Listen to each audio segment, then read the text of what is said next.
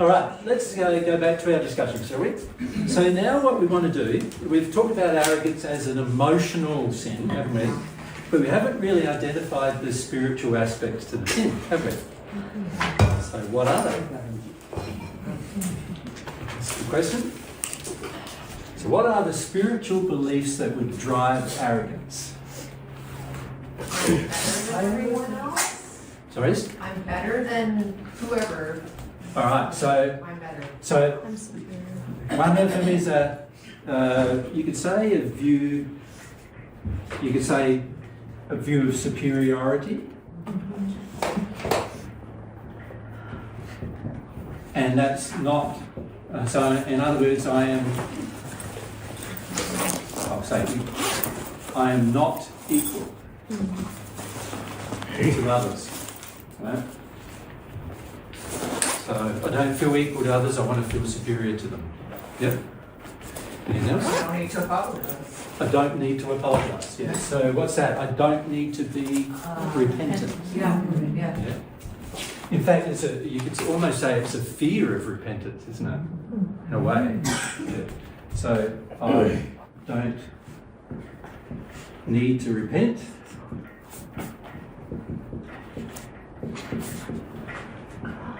Yep.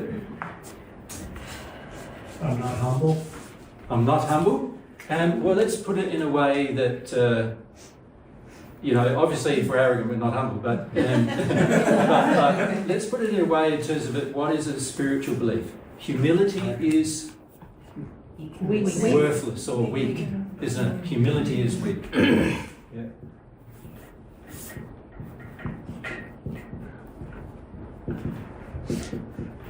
A lot of people feel humility is weakness. Mm-hmm. Yeah. It's sort of like, now I've got to be humble, so now, I've got to... And in fact, in some languages, we found out that their translation of the word humility is actually prone towards weakness. Yeah. Which is sad, really, because it's basically saying, if you're humble, you're weak.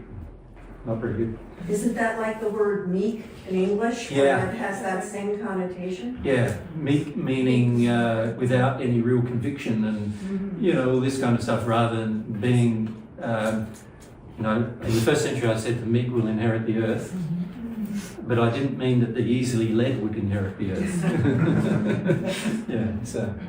Yeah. Any others? I am perfect.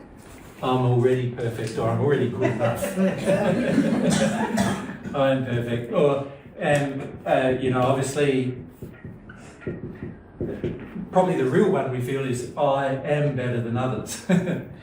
Not necessarily perfect, but I'm pretty damn good. Yeah. So, so these are spiritual beliefs. And that these spiritual beliefs drive the tendency towards arrogance, don't they, really? So arrogance is an emotion, and it's an emotion you feel towards others. So if you're sensitive to it, you can feel it. Hey, it's like pretty full on. And when Mary and I were just having a joke about it when we just went home to get some water or something. And there's Mickey Mouse arrogance, then there's sort of like, man arrogance, and then there's the Hulk arrogance. Many of you are in the Hulk arrogance. So it's just Could it be I don't need God? I don't need God. It's fundamentally, it's a view actually that I am God.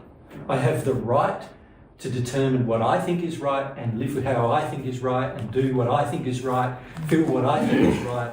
And so it's really fundamentally the feeling, and I know many of you don't feel it like I am God, but there is this fundamental feeling, isn't there, that I have the right to determine everything about my life independent of God. Okay. Yeah. So is this, sorry. So I'm just going to write I am God with that extra bit that I said, right? Yeah.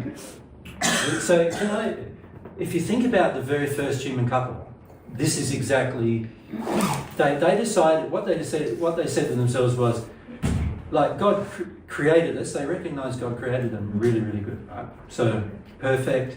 And by the way, they were more perfect than any of us have ever lived on earth since. They had a more perfect body than I had in the first century. My body got knocked around a lot in the first century, so it wasn't that perfect. And they had a perfect body, perfect appearance, beautiful in appearance.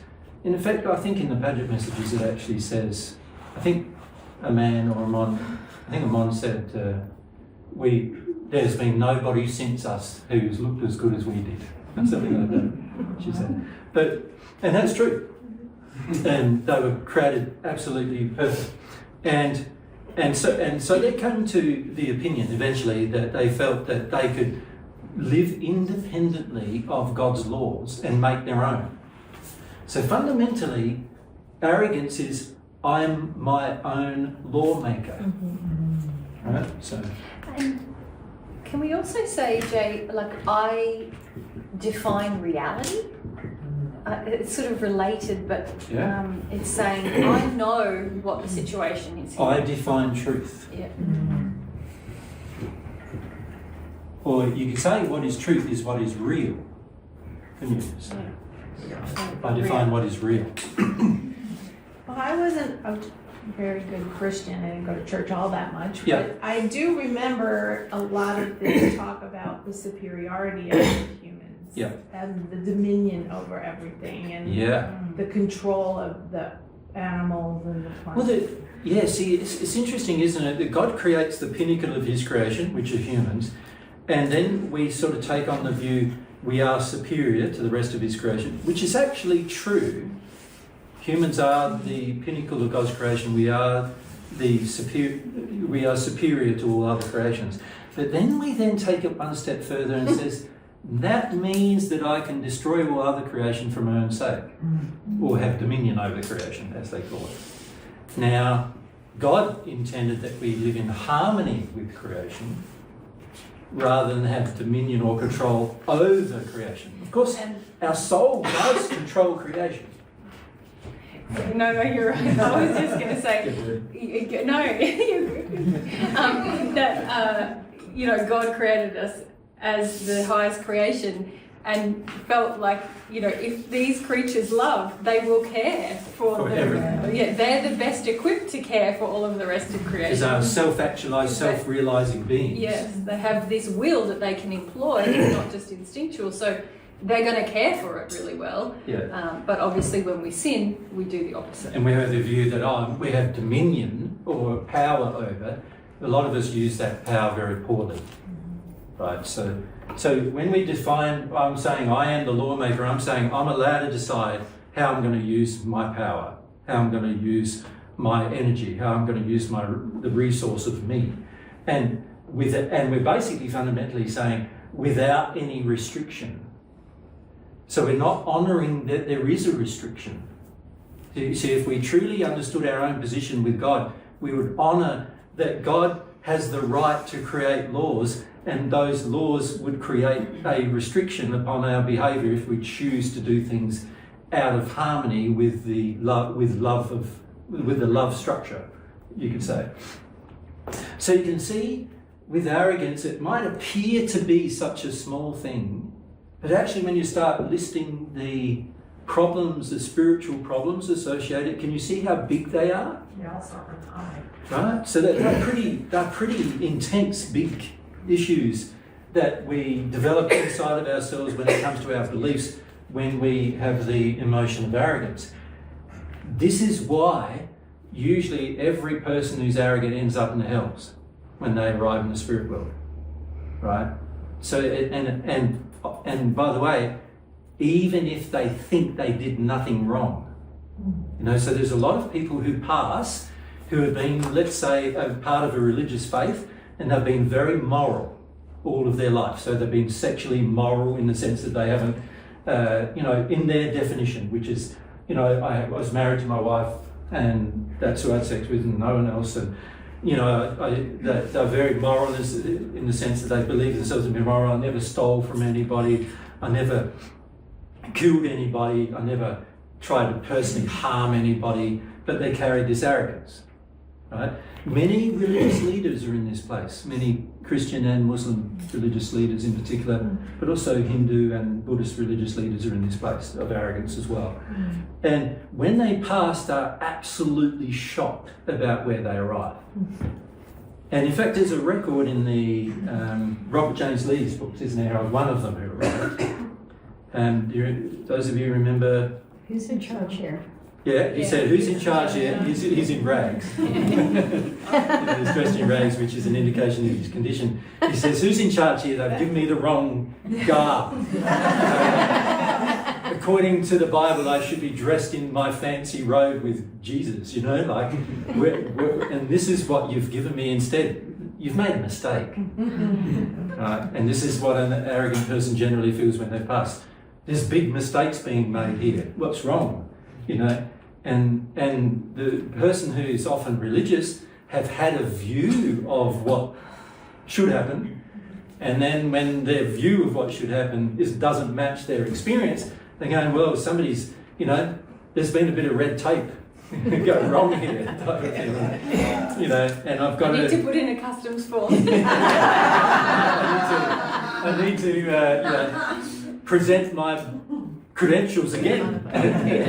Not understanding that the credentials were all ripped out of you as you passed, right? In the sense of, you know, that's what presented your credentials. The condition of the soul is exposed as you pass. And you can see that with these particular ideas, often those people will remain in that place for the longest of times, right? And the reason why they do is because their own arrogance prevents self-analysis. So the trouble with arrogance is it gets really complicated in terms of how to deal with it. And we have all of these internal spiritual beliefs and then no motivation to see them or address them at the same time. And this is why it's a very difficult injury to address. Now, as I said, your society, as is most Western societies, very prone to it. Yeah? And the more religious and the society generally, the more prone they are to it as well. Right? You see this acting out in your country with other countries. You see it acting out with the other countries that are also prone to it. So you look at the two primary faiths that believe in God, even though the Christian faith is generally a triune God. You look at those primary countries that believe in God one way or the other, the Muslim faith and the Christian faith, there is a lot of animosity. And historically has been a lot of animosity based on this arrogance, actually. The arrogance that our faith is better than your faith, when both faiths don't have this problem, right? And so these kind of things, when you've grown up in a country that's had a predisposition towards that, whether you're religious or not, there's a predisposition towards the attitude, right? And so that's what makes it quite difficult to address. And it's going to be quite a difficult thing for people in America and in Europe and in places like the Arab nations and so forth to address. Because there's such an extreme level of conviction that their beliefs are correct, they're righteous, they're good. And when you attach your righteousness of your beliefs to a belief in God, they often become so extreme that you're willing to kill for such beliefs. And so historically, you can see many of the wars that we've had on Earth have been primarily between a couple or 3 or 4 different types of religious faiths because of that extreme arrogance that develops over time in societies that believe these things. So yeah, very, very difficult thing to address. I have a question. So there's like a few of them are when we think about our superiority towards another person, Yep. and then the others is like when we are not humble towards God, and then all of those fall under the category of the self-reliance.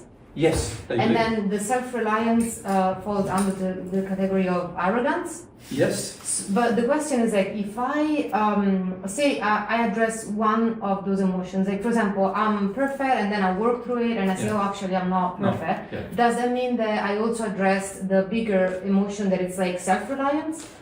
Well, when you say the bigger emotion, all the emotions you mentioned are smaller problems, they're not bigger problems. So these are the biggest problems because they're the biggest sins. Remember I said the spiritual sins are the worst ones you can get. So these are the biggest problems, and the emotions they cause, like self-reliance, the attitude of selfishness, and all these other attitudes, they are emotions which are the result of these beliefs. Also, it's the other way around. It's the other way around. So if I get rid of that belief, the I am perfect or I am better than others belief, for example, let's say I get that, work through that, then of course that's going to change the way I treat people. It's going to change my attitude towards sin. I'm going to recognise that I am a sinner rather than thinking that I'm not. And it's going to also change my attitude to God, that maybe I should ask God what my sins are rather than just ignoring God. Right? So these spiritual beliefs are higher, not lower, than the emotions you're experiencing. The emotions, you could say, are the subsequent result of the spiritual sin being embedded in my soul. And the emotions I have then are the result of the beliefs being acted upon. Yeah? Make sense?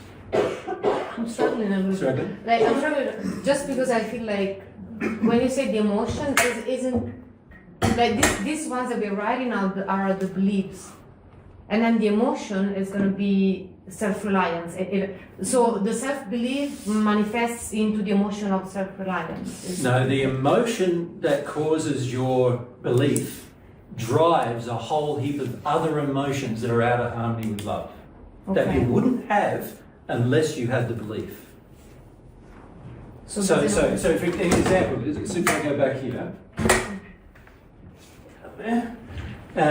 if I have the belief that I'm better than others, just that one belief, then when I'm interacting with you, I'm going to have certain emotions towards you.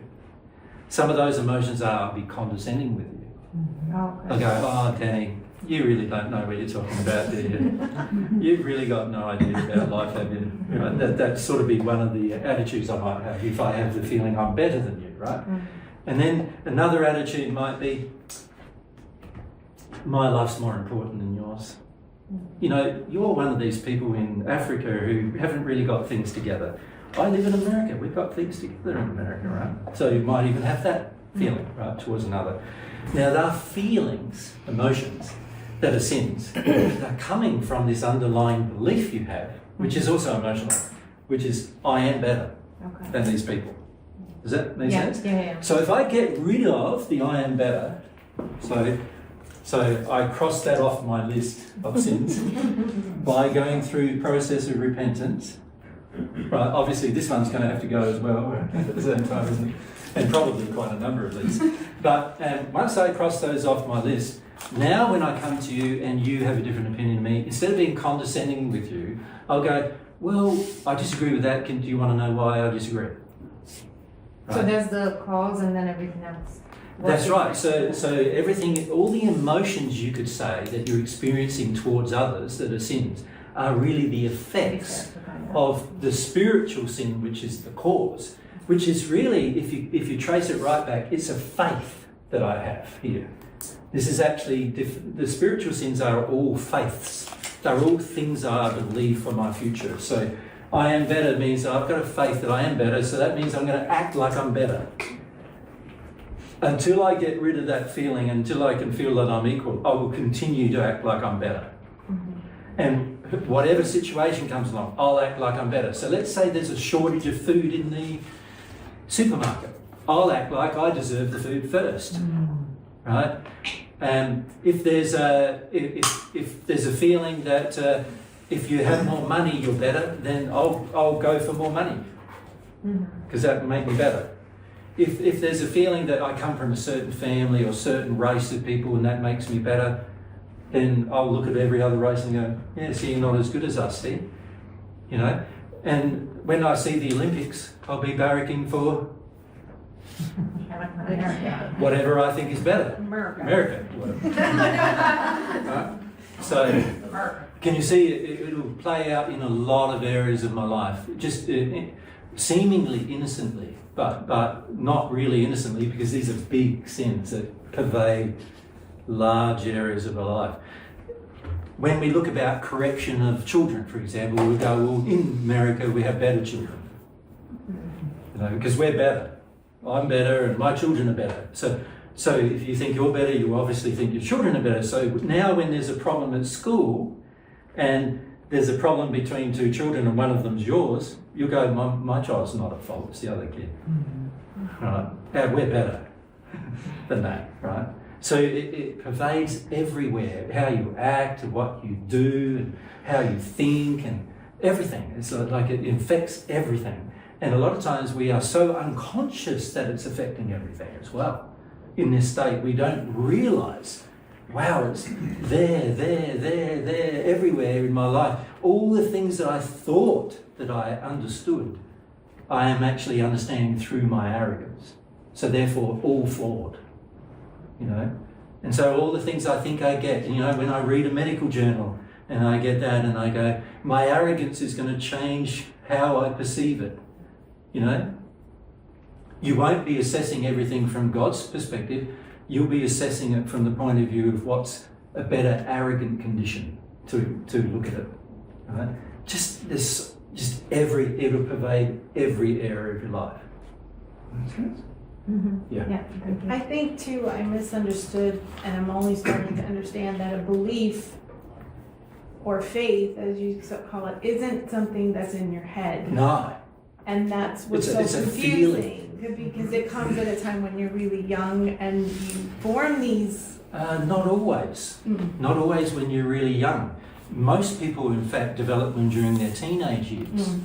They have an experience in their childhood which does sort of formulate some of their belief systems, but many of their belief systems come from the teenage years where you're sorting out your life and making decisions and choices, and you're rejecting certain things from your childhood but accepting other things from your childhood and making decisions about them. And so, yes, a lot of times your sins, your beliefs, are going to be different to your mum and dad's, but they're still flawed. Right? So your mum and dad might be Christians and you might decide, I'm not into that, that's all so wrong, and it's got all this problem with superiority of men over women and all these other things. So you decide, no, New Age is better, so I'm going to go for that, not understanding that you also, the arrogant feeling is now New Age is better. We've got better belief system, we're better than you are. Look, I've become a vegan, I'm better than all the meat eaters, that kind of thing. These are attitudes that develop, and you often develop them not just in your childhood, but throughout your life. Yeah, you might have an experience with a partner where you had a fairly good relationship at the beginning, but then it decayed, and he became more and more like passive. Like he became one of these guys who basically expected you to go to work and come home and clean up after him, and he became like video game player or whatever over the course of his life because of whatever injuries he had, and you started developing arrogance towards him and saying, he's weak man, stupid, like this video game crap, what's going on there, and you develop this sort of attitude of because you're the one who gets everything done in the family, that makes you better, and so the arrogance develops there. I'm better than these guys that are like that. So it can strengthen over time, or and frequently does. Yeah, and also you see people throughout their life, if they don't feel things, they develop faiths or beliefs in support of like not feeling. Many women in their 50s who are just like, romance is a sham, men are horrible. They didn't have that belief when they were 15, but they had some life experiences that they didn't grieve, and now and also some experiences with their father they didn't grieve. Coming from there, but it's become their own belief now. It's become something strengthened inside of them. It's something that, whereas when they were 15 or 25, they might have taken some chances and risked their heart, if you like, in a relationship. Now when they're 15, they're never going to do it again. So they've got a faith for the future that any relationship with a man is going to end in heartache or harm or what have you, and it becomes their faith then. Yeah. So don't think that all of your corrupt faith begins when you're just little, because that's not how it works. And in fact, if it was how it worked, God wouldn't attribute any of the sin to you. Because it wouldn't be right, would it, to attribute sin to a child who's barely functioning in terms of understanding anything. So the problem is most of our sin, most of our false beliefs which create sin, are developed during our adult life. Yeah. No, that makes sense because listening to you guys, I had to address my complete inability to see God as a being. Yeah. And that gets developed over life too. Right, that didn't start when I was young. That's right. A lot of people have a belief in God when they're little, and sometimes it gets squashed by family, but oftentimes in a religious society it doesn't. And it's only when you go through experiences in your teenage years and your adult life where you feel disappointed and God's not giving you what you thought God would give you, and God's not helping you out the way you thought God should help you out, and God's not doing these things for you that you should feel, He should meet your addictions and He's not doing it. And so after a while you can even give up believing God completely. So a person can start out having a sort of, in their childhood, having quite a strong feeling that God exists, and end up in their 30 having a feeling that, no, they're an atheist. Yeah. And so these beliefs change over time because of how we handle our emotions, and then how we join new beliefs to handle the emotion rather than feel the emotion. So most people on earth are used to managing their emotions. So they manage or control them one way or the other. Make sense? Yes, thank you. Yep. I know in other videos you said that a majority of causal emotions get formed when we're really little. Is that maybe I'm misunderstanding that, but is it, are majority still coming kind of below the age of 7, or is it kind of equal weighting from God's perspective? A lot of our emotions that drive our actions get formulated between 0 and 7. And we are not allowed, generally by our society, to feel them, or we've come to learn that we shouldn't feel them, right? But then after 7, we start developing belief systems to support that emotional state rather than clearing away the emotion. So these beliefs then start driving. So if you think about that emotion as a child, you could say they're the sins of others in the child. So the problem isn't the sins of others, the problem is I refuse to let go of the sins of others, emotionally, right? So you can say all these sort of causal emotions, which we referred to in the past, that they are sins that we've imbibed from others. But God doesn't blame you for them. God doesn't attribute blame to you for them. But what we do with that is we start developing beliefs as we start formulating, our brain starts developing and our teenage life starts developing. We start forming belief systems to prevent ourselves from feeling those emotions. You follow me? Now we are purposely choosing to sin in lots of different ways in order to prevent feeling about the sins of others. What we're really saying to ourselves is, other people did these things to me, I shouldn't have to deal with them. Is really what we're saying. Then we start our career of sin, our own career.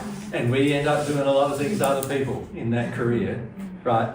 Because one of the beliefs that develops right very soon after we realise that we have this harm is that and a lot of us are not even aware of what kind of harm, because sometimes it can be superiority harm and other types of harm, and we're not aware of it and we like it, so we continue in it. And so we're not focused on dealing with that harm and releasing it. What we're focused on is developing beliefs that help support it, the system. Developing beliefs that help me suppress it, to help me control it, to help me get away from it without feeling it, is the goal. Follow-up question on that. So when you feel the belief, is the belief itself, in an isolated way, going to be an emotion, or is it just Well, it's going to lead you to many emotions, isn't it? Because there might be many reasons. So, for example, if you have a feeling that you're better, there might be many reasons why in your childhood you have imbibed that belief. So that, Dad might have said, you're a great son and you're better than the other guys. And then when there's been a little barney between you and someone else, Dad supported you, to say, no, you're right, he's wrong. And then Mum says, oh, you're better than your dad. And when there's an argument between you and your dad, Mum sides with you. And, there's a whole heap of events going on in childhood, which then establish within you the feeling like, I am better than my dad and I'm better than my mum too, because she serves me. She does all my cooking for me, my cleaning for me. Many women believe this is loving their child, but it's not. And so I grow up now. Now I'm in my teenage years, so I'm starting to experiment with this now, with this concept of how good I am. Yeah? And in the process of experimenting with it, I'm now joining all of these emotions with belief systems that I carry on through the rest of my life. And so once I start addressing the sin of the belief, and remember, here we're talking about the priority of sin, the spiritual sins being the biggest. One spiritual sin helps cover over so many emotional sins. One spiritual sin. So the spiritual sin of arrogance covers over many, many emotions that I've got going on. Some of them which I feel are painful, but other ones which I feel are pleasurable. That I'll have to give up. That I would have to give up if I wasn't arrogant. So an example of that is I like feeling superior. I think it's pleasurable, let's say. So that's an example of an emotion that I think is pleasurable, but I don't have to give it up, right? And so in that process, you've got the belief now is supporting all of your future decisions. I am better than you means that I can now start to do more things, sinning against the concept of equality. Sinning here, sinning there, sinning here, because I think I'm better and I deserve it, right? Now, I might not have felt that when I was 7. When I was 7, I might have just had a number of emotions that I would have had to deal with. But I didn't want to deal with them for whatever reason, or I liked them, and so therefore I want to keep them. And as a result of that, I'm now developing beliefs which support me keeping all of that, as well as support me sinning in further ways, right? So all of that childhood emotion, what you call the cause of emotion, that's not the actual sin of mine. Often it was other people who trained me in those things before I was developed enough to even understand, right?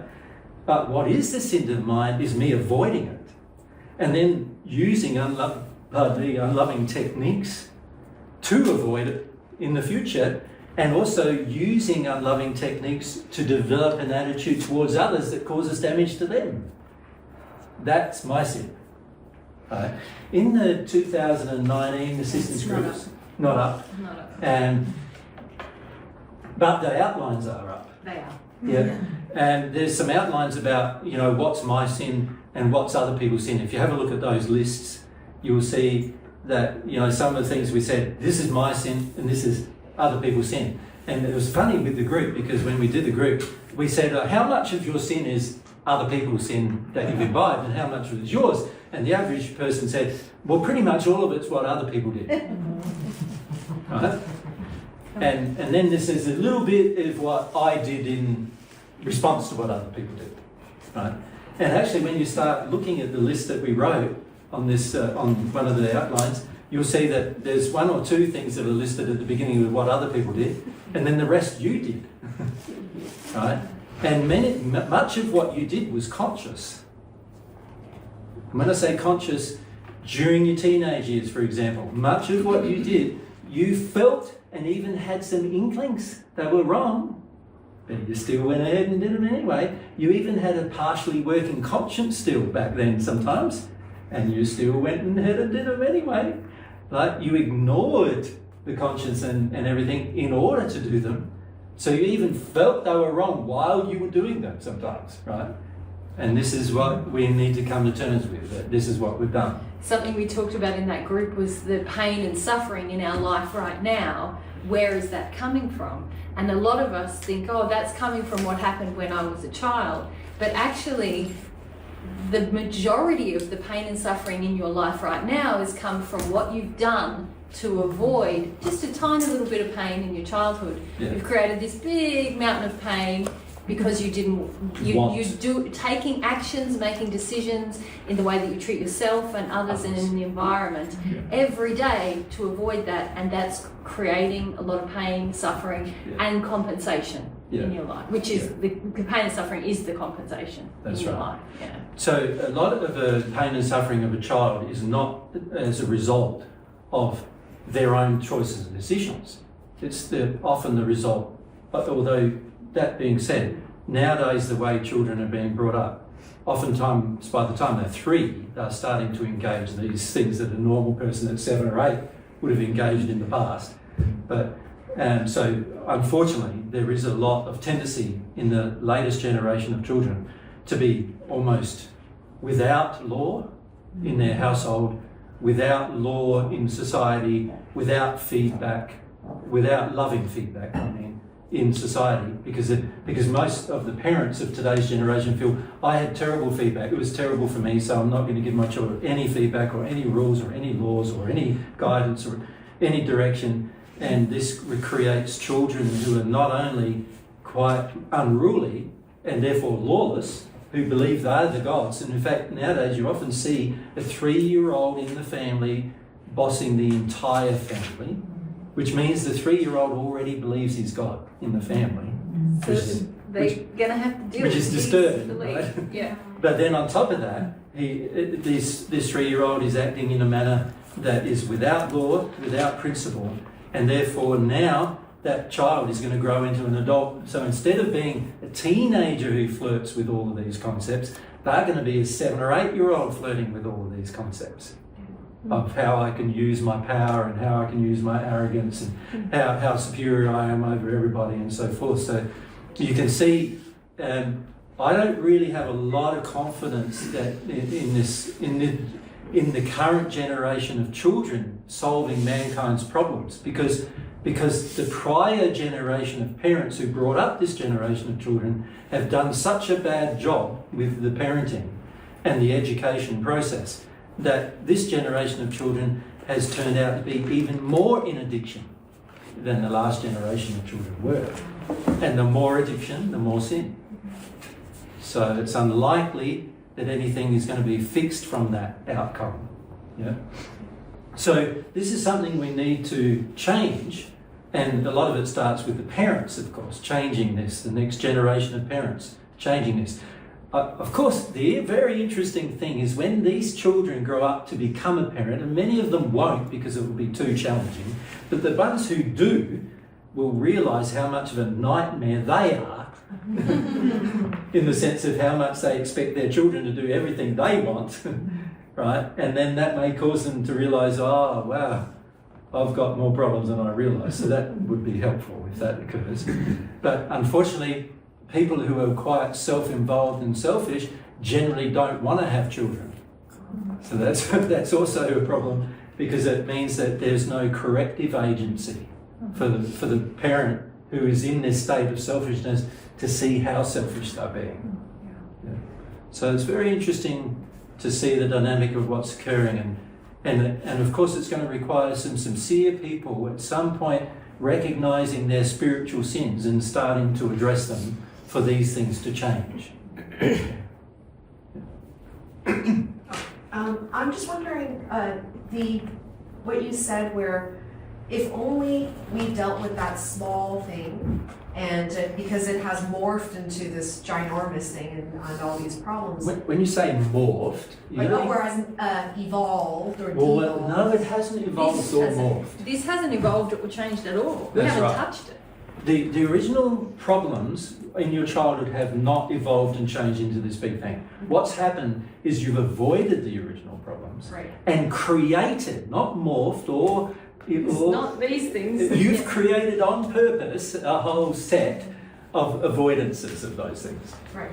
So don't think that it's some process that had to happen or some process that was out of your control. Oh, that's not what I meant. I just meant to say, you know what you said there before? Yeah. So my question is, can you give an example of something that we've been avoiding, and then here are examples of like what a person did to Yeah, sure. avoid that little bit of emotion, and now this is what their life looks like because of that one little one. There's so many. Which one are you going to choose? I was made fun of when I cried Okay. when I was a kid. So here we go. So parents made fun of me.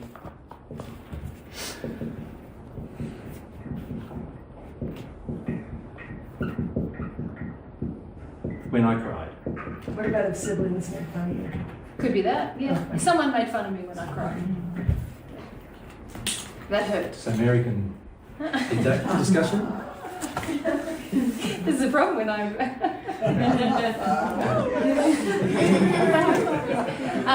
so, if we take this example, my parents made fun of me when I cried. How did I feel about that?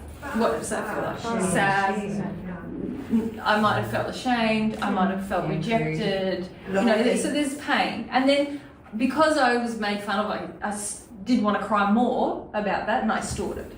So there's my little Easter egg of pain from my childhood, and it's stored. It's locked up at the age. I might have been 3. I might have been 4 when that happened. I might have been younger or older, but it's locked up.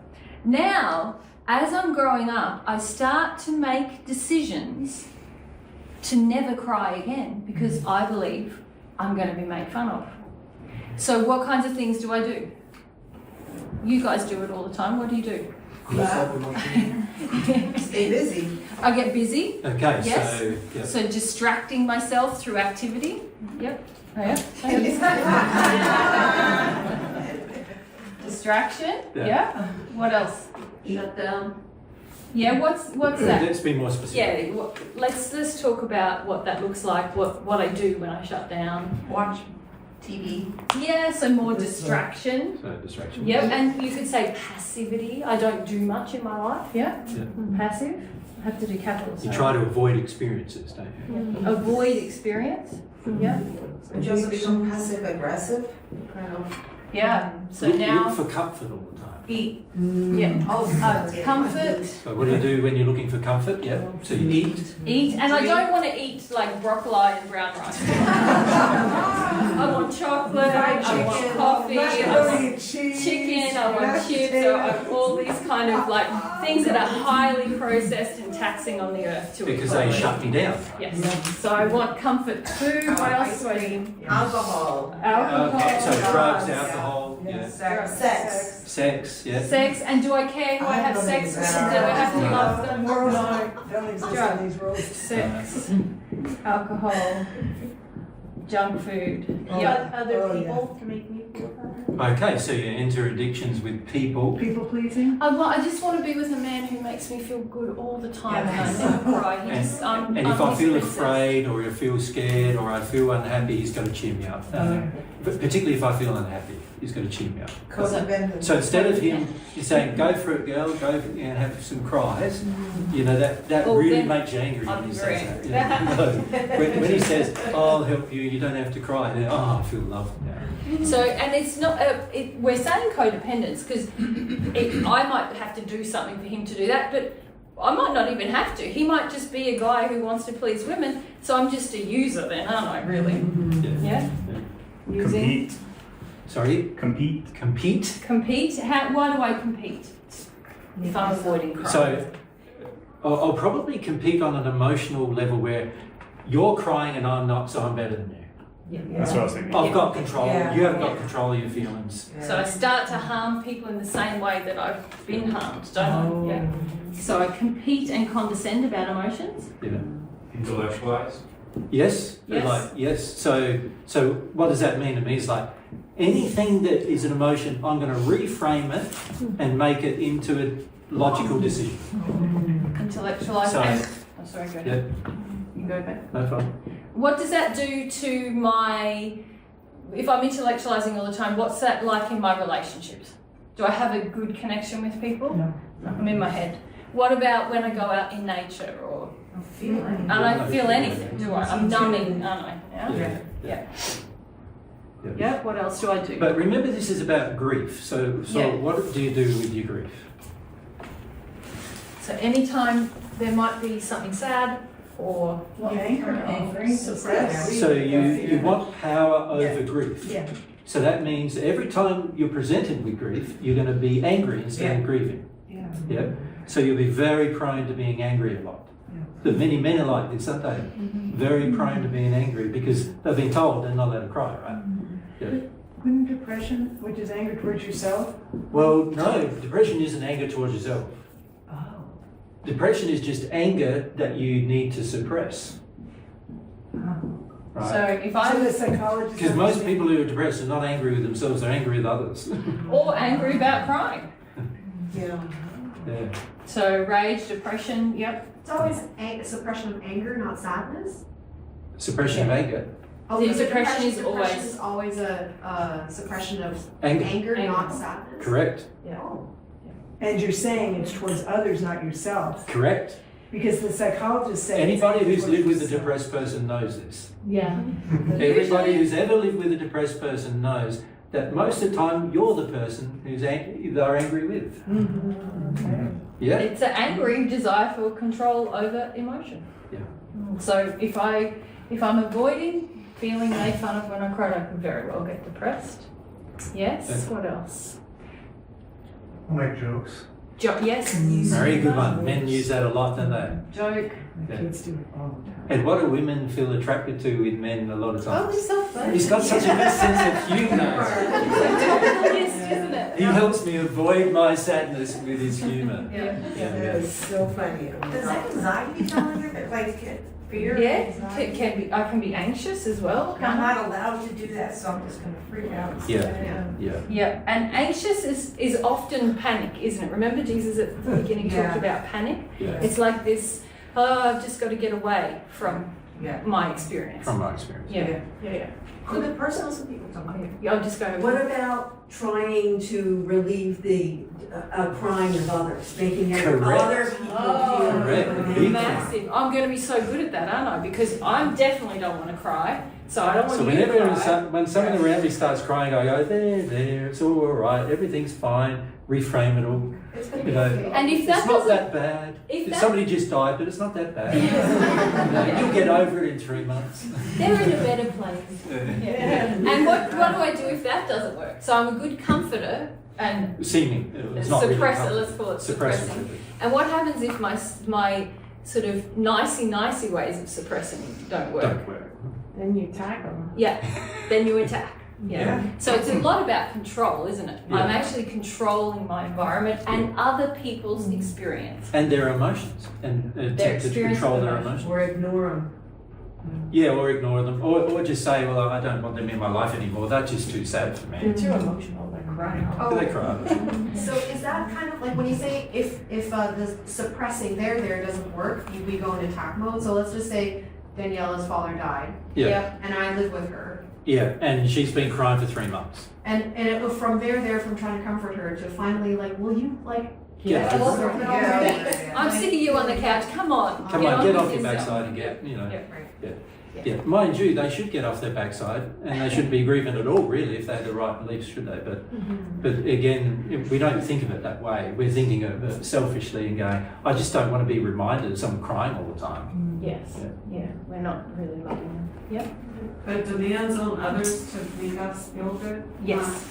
Not Yeah. So this. Yeah. Like the using others to To cheer yourself up. Yeah. Yep. And demanding of others. Yeah. Therapy. Therapy can also be an addiction, can't it? In what way? The therapist doesn't know what they're talking about. Yeah, Yeah. yeah. I can be using them And oftentimes to get people away. are attracted to being a therapist because they like to calm down other people's emotions. Or the talking, like talking to you. Yeah, that's right. Talk without feeling. It's similar to Yeah, so intellectualize, isn't it? It's like talking without feeling is like a pressure cooker. You sort of have a pressure cooker of all the emotions in you, and when you talk about them, you just sort of lift the lid off and bit of steam comes out, enough for you to put it back down again, and then hold on to the emotion for another 5 years. Yeah, which is often what talk therapy is, helping you hold on to the emotion for longer. Yeah. So talking without feeling, we've got there. Yeah. Put therapy in that basket. What else? Going into like fantasy, like reading or like watching Escapism. Video games. Yeah. Men are very prone to video games. Fantasy. Books. I like your word. Fantasy. Fantasy. Fantasy, Yeah. Well, I think we could keep going, couldn't we? We could. So, but if you can see, all of these things are sins, aren't they? I'm using rage at myself or others. I'm distracting. I'm not engaging my free will choices. I'm living a very passive life. Drugs, sex, alcohol, junk food, indiscriminately, any way to avoid. Competing with others, condescending, harming others in the way I've been harmed, controlling others, using others, being numb, intellectualizing, getting away from my own lived experience. All of these are my sins. These are all my sins. So this tiny bit of pain Could have been felt. I could have chosen at any point to just have a good cry about the fact that someone was really nasty to me about my feelings when I was 3 or 4 or 5. Yeah. But I didn't. I chose to do all these other things Instead. that God attributes to me. I don't know where to stand. I'm a rookie at this. This is so wonderful. Yeah, so, and God's attributing all of that sin because that's, to me, because that's the use of my free will. Yeah. This is someone else's free will when they made fun of me and it got locked up in me. Yeah. But I had the choice to feel that, but instead I do all these things. And usually, if we look at them, we're doing them on a daily, if not hourly basis. Yeah. Just wanted to ask the reverse. So, are we to assume that if you are doing these things, then it's really this one sin, or could this also be related to another sin? Yeah, we could, let's put So something it's else not in just there. like one-to-one that... No. Okay. This is, I do this, It's very personal what you choose to yes. do. And it's very personal what you're avoiding. That is, Yeah. yeah, okay. But it has the same, or it might have similar or the same results. Yeah, you might, this is Yeah. you, Let's this say is the really, parents made fun of me playing with myself sexually. of Right, so sexual of exploration. masturbation. Right. So then I might do a whole heap of things, Which is the same. which may end up being similar, mightn't they, or different, depending on how I express myself to a large degree. Yeah. Okay.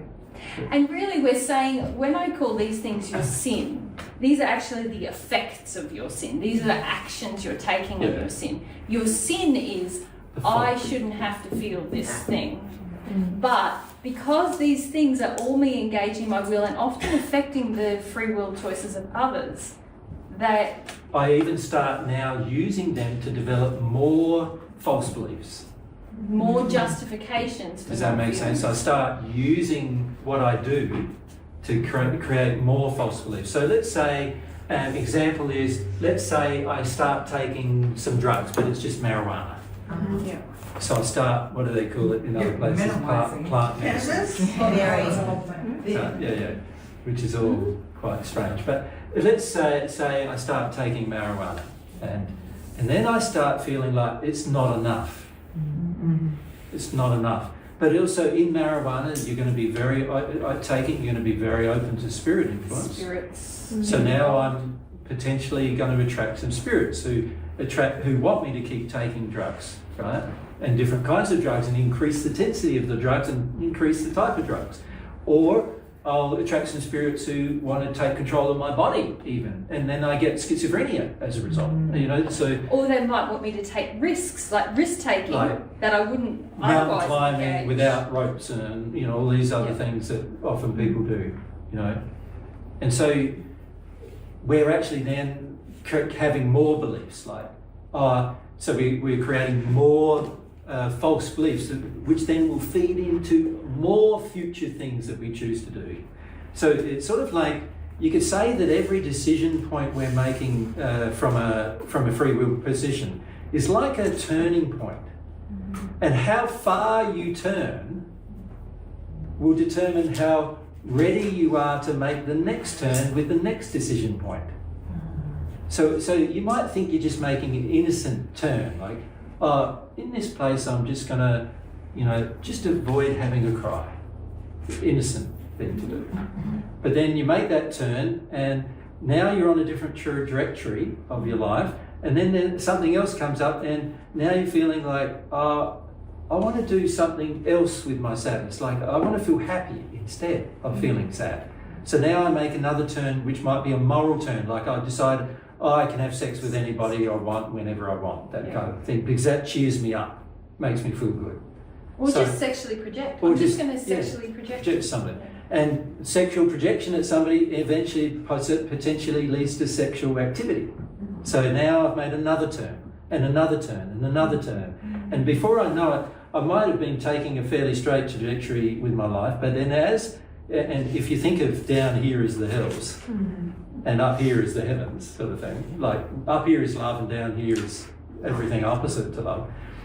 I'm making little turn, little turn, little turn, little turn, and each time, because they're small turns, I'm not seeing the enormity of the direction I'm heading.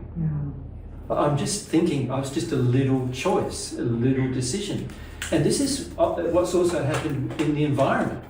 Most of us don't realise how damaged our environment is, because over centuries, mankind has made these little turn, little turn, little turn, little turn, little turn. And what we're looking at now has nothing to do with what was here 200, 300, 400 years ago, right? And we're just thinking it's normal when it's far removed from normal. And it's the same with regard to our feelings. We make these little turns, little turns, little turns, and then 10 or 15 or 20 years down the track, we go, how in the hell did I end up here?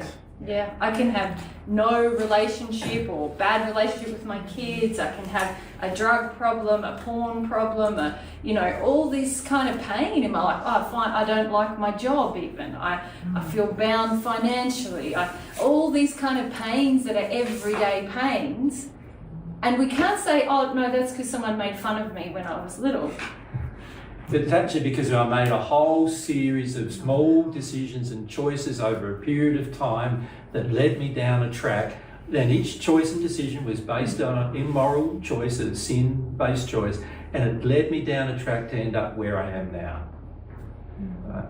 And each one of those little things that you were talking about, is each one of them is that emotion that we need to work through to clear it. Well, you could almost say that each point of decision was a point in time where I could have gone, hang on a sec, all I need to do is deal with my grief and I will stop making these decisions. Yeah. So you could almost say every one of them was a potential turning point, and yet it had to get more severe before it became such. But if you hit, like, let's say, fifth down the row, one of those spots, Yep. it will, and finally say, okay, no, I'm gonna confront it and I'm gonna deal with it, right? Yep. Does that gonna also clear the previous five? Like, will it Well, it clear the chain depends, reaction? doesn't it, Yeah. on whether you recognise or are aware of the sins you've now committed or not. See, a lot of times what you try to do is you try to blank out from your mind that you did a whole heap of sins, because what you're thinking in this space is, I'm hurting, but you're not considering how everybody else is hurting from what you did. You're only considering how you're hurting from what you did. So what you do is you get to that point and you're going, I'm hurting now, I've got to stop. What do I stop? Oh, let's go back and try to deal with my, parents making fun of me about something. Let's go back to that, right? And so you try to go back to that, but now you're skipping over all the false beliefs that you've created, and you're skipping over all the things you did in the sin to harm others. So each of these things I did is harming not just me, but other people. Yeah. And I actually have a justification, don't I? I have a spiritual belief that's supporting all of these actions. Yeah. So in order to correctly deal with this, I can't just jump back to feeling that, because I've already had this spiritual belief that's leading me further and further and further away from that. I need to deal with my justification or my spiritual sin that we keep talking about I shouldn't have to feel this, or if I feel this, I will die, or other people should deal with what they did to me, not me. All these things cause us to rationalize and justify all of these But things. that's in addition to all these rationalizations. Yeah. So you have to also deal with these rationalizations on top of all the Yeah, other yeah. Well, when you impacts. get- that it Can, has. can we say though that the easiest thing to deal with is that? The hardest thing to deal with is all the things you now did, avoiding that. Avoiding it, okay. Yeah, and this is That's why the point, it yeah. creates so much pain, because you're actually acting and justifying and justifying and acting and acting and justifying. So you're actually reinforcing falsehoods to yourself every time you do that, because you're saying, that's right, I can't possibly feel it. That's right, they should have to deal with it. That's right, mine is a special case. I should be able to just eat the ice cream and go hiking or whatever you do. And all of that is saying, I can't possibly deal with this. When you clear all that stuff away, you'll be like, oh, what a relief, I can feel this and it won't be It'd hard. be easy. So that's why you say go to the spiritual belief first, because Yes. that's this. That's right. That's your spiritual belief. Your spiritual belief is causing all your sin. The original Yes. problem that other people sinned Right. with you, that's not the cause the sin. of all your sin. It's the choices you made dealing with that original thing. So That's- what are those spiritual things? Why do you choose to do all these things? What do you tell yourself in order to justify doing all these things? That's the beliefs you have to deal with. Yeah. Yeah. And they're emotional and they're usually spiritual Yeah. in nature. Always. What's Yeah. the spiritual, I'm so sorry. What's the spiritual sin for choosing not to grieve? Well, it Yeah, depends it's on You who. quite a always lot. says. There's quite a lot. Oh, I just listed some of them. Other people should have to deal with what they did to me. Mine is a special case. Doesn't anyone know how hard this is for me? Which is a lack of equality. It's impossible for me to feel. I- Is fundamentally the biggest one, because you're sinning against your own soul's ability to feel. and it's God- not a truth. It's not a truth, no. God created you to feel. In fact, every experience you ever have will be stored as feelings. And remember we said yesterday how the sensory apparatus works and how mixed with the emotion, and that creates the memory of the experience, and that gets stored in your soul? Well, that's what we're talking about here. It's like there's this whole sensory apparatus that occurred to have an experience, but now you're creating experiences that are sin-based experiences. So not really based upon anything other than trying to avoid your soul, right? And whenever a human attempts to avoid what's in their soul, they will definitely create a large number of sins. Yeah. It's inevitable. It's inevitable. Yeah. Because you're sinning against your own soul. Jaron, and then we'll go to Karen. I don't know if this might be more helpful, is if, for instance, like if we sort of go backwards and say, oh, so here's this big sin in my life. And I wonder how I work backwards to finally feel through all of those things, to finally get to that. I'm willing to use what I shared with you yesterday as an example for everybody else to go, oh, okay, so this is how we do it if we have You're this. presuming you're doing the right thing in sharing, in what you're sharing. Okay. No, And you're not. you're talking about a sin that you're engaging now, and you're saying, how do I get back to the original thing I was avoiding? No, you're saying you have an example to give. Is it of a sin or of a way that you've dealt So with go it? ahead and example, and we'll Let's- pick it to pieces for you. Let's Perfect. Okay, why wouldn't we do it? All right. Feedback, yep. Okay, so I we're need going it, to I start need then it. here at the Okay. sin. Because I need to be more aware of my stuff, right? So, Yeah. Yeah, Yeah, it's no, this is a good thing. It is. All right, I let's was do this. only half joking when I said it's a dream come true. Yeah. Okay, Yep. so, all right, so the example I wanted to use, Yes. so that we could go work backwards to see where it goes, and how to even heal my own thing. Yeah. So about 2021 is when I engaged in an affair with a married man. Okay. Good. Mm-hmm. So you could say that's an effect. Yes. Yes. And so I'm like, okay, that is my sin, my biggest skeleton in my closet.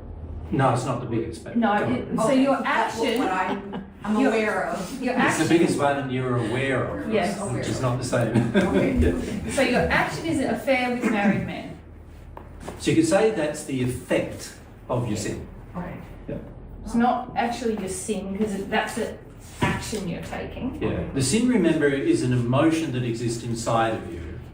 And in the case of an affair, there's often lots of different emotions inside of you, isn't there? As to why you feel you need one. So why do you feel like you need it? What's your justification? What did it give you? Yeah. It made me feel alive. Okay. So it got you out of feeling numb? And bored. Were you and bored? Yeah. So you felt more excited. Yes. Yeah. Made you feel excited.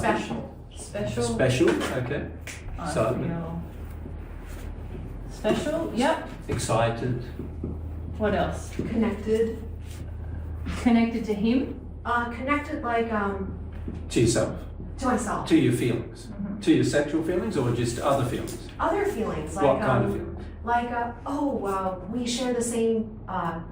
This is the first person in my whole life Yeah. where we love the same music. Like all music I love, he loves like the Yeah. majority of Crap. it. Total crap. Go on.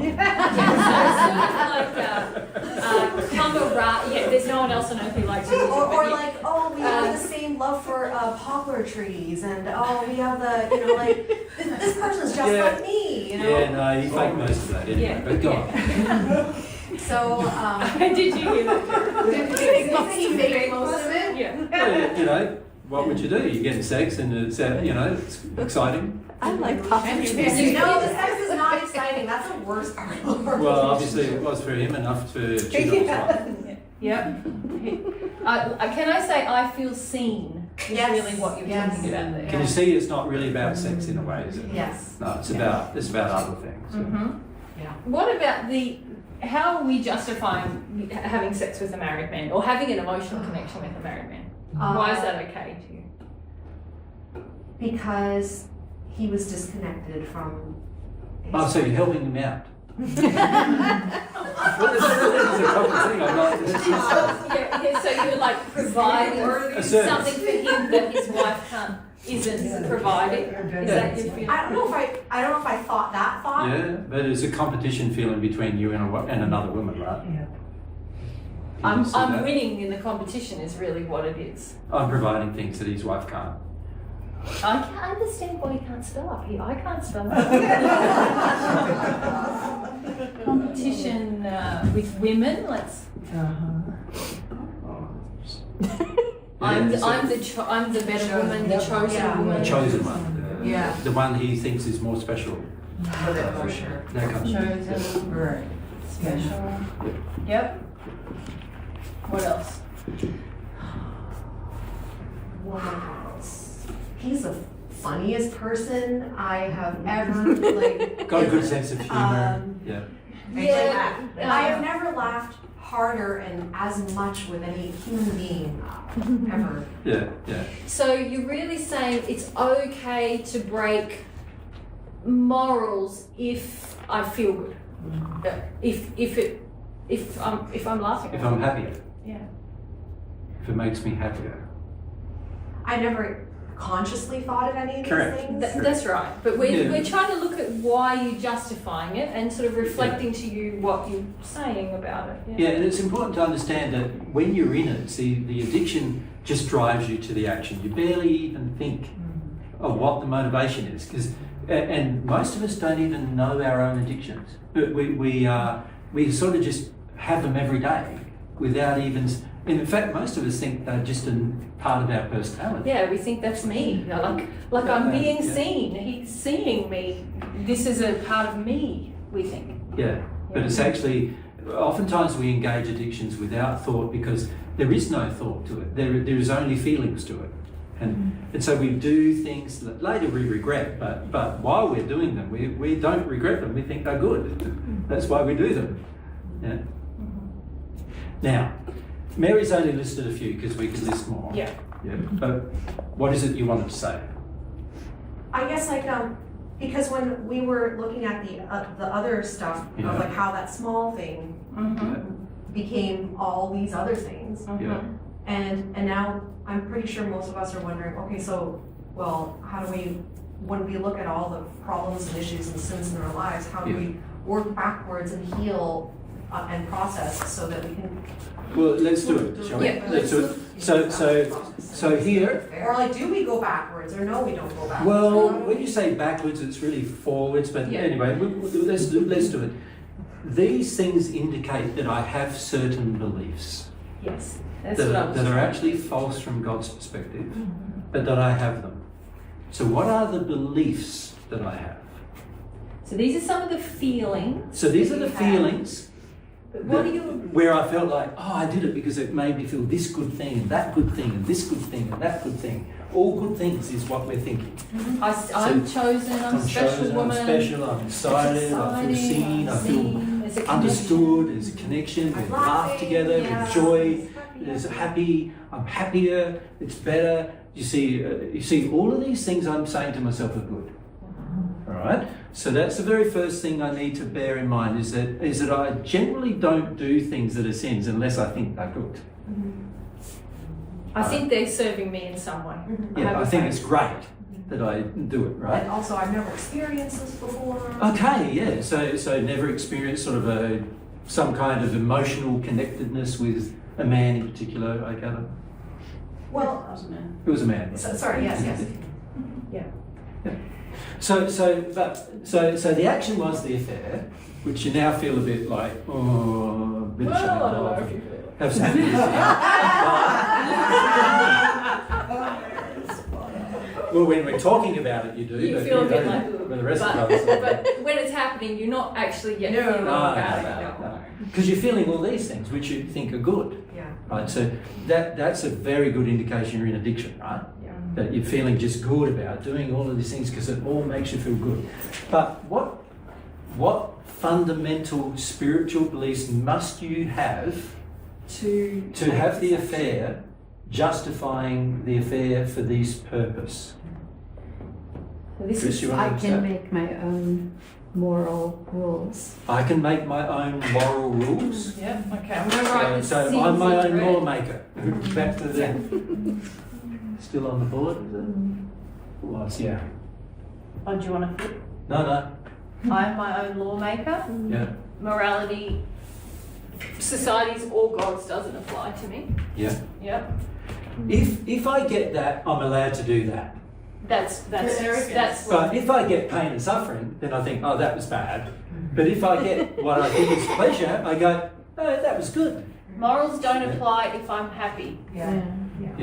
Is there superiority? As long as I'm happy, by the way, isn't it? So there has to be also a moral, a spiritual belief about me versus the wife. Yeah. What is that? So what's that? Superiority or I have to feel like I am superior. Yeah, that's definitely. I am superior. Yeah. And that my joy outweighs her pain. Yeah. Does that make sense? Like that my joy is worth her pain. Yeah. It would be different, of course, if you said to the guy, I'm not going to have sex with you, I'm not going to have this relationship with you, and tell your wife. He goes and tells his wife, they break up, and then you start your relationship. That would have been different, wouldn't it? Would you have done it then? Probably wouldn't be so exciting then. Sorry, could you repeat what you just said? It would This is be, why we have a recording. let's say I recognise that I'm attracted to the guy. I go up to him and say, I'm attracted to you. I want you to break up with your wife and be with me instead. But isn't that a sin too? Why is that a sin? Because you're forcing somebody or you're putting No, you're them. just presenting an Yeah, option it's just to an him. option. Yeah. And he's allowed to make a choice to leave his wife, isn't he, and be with you?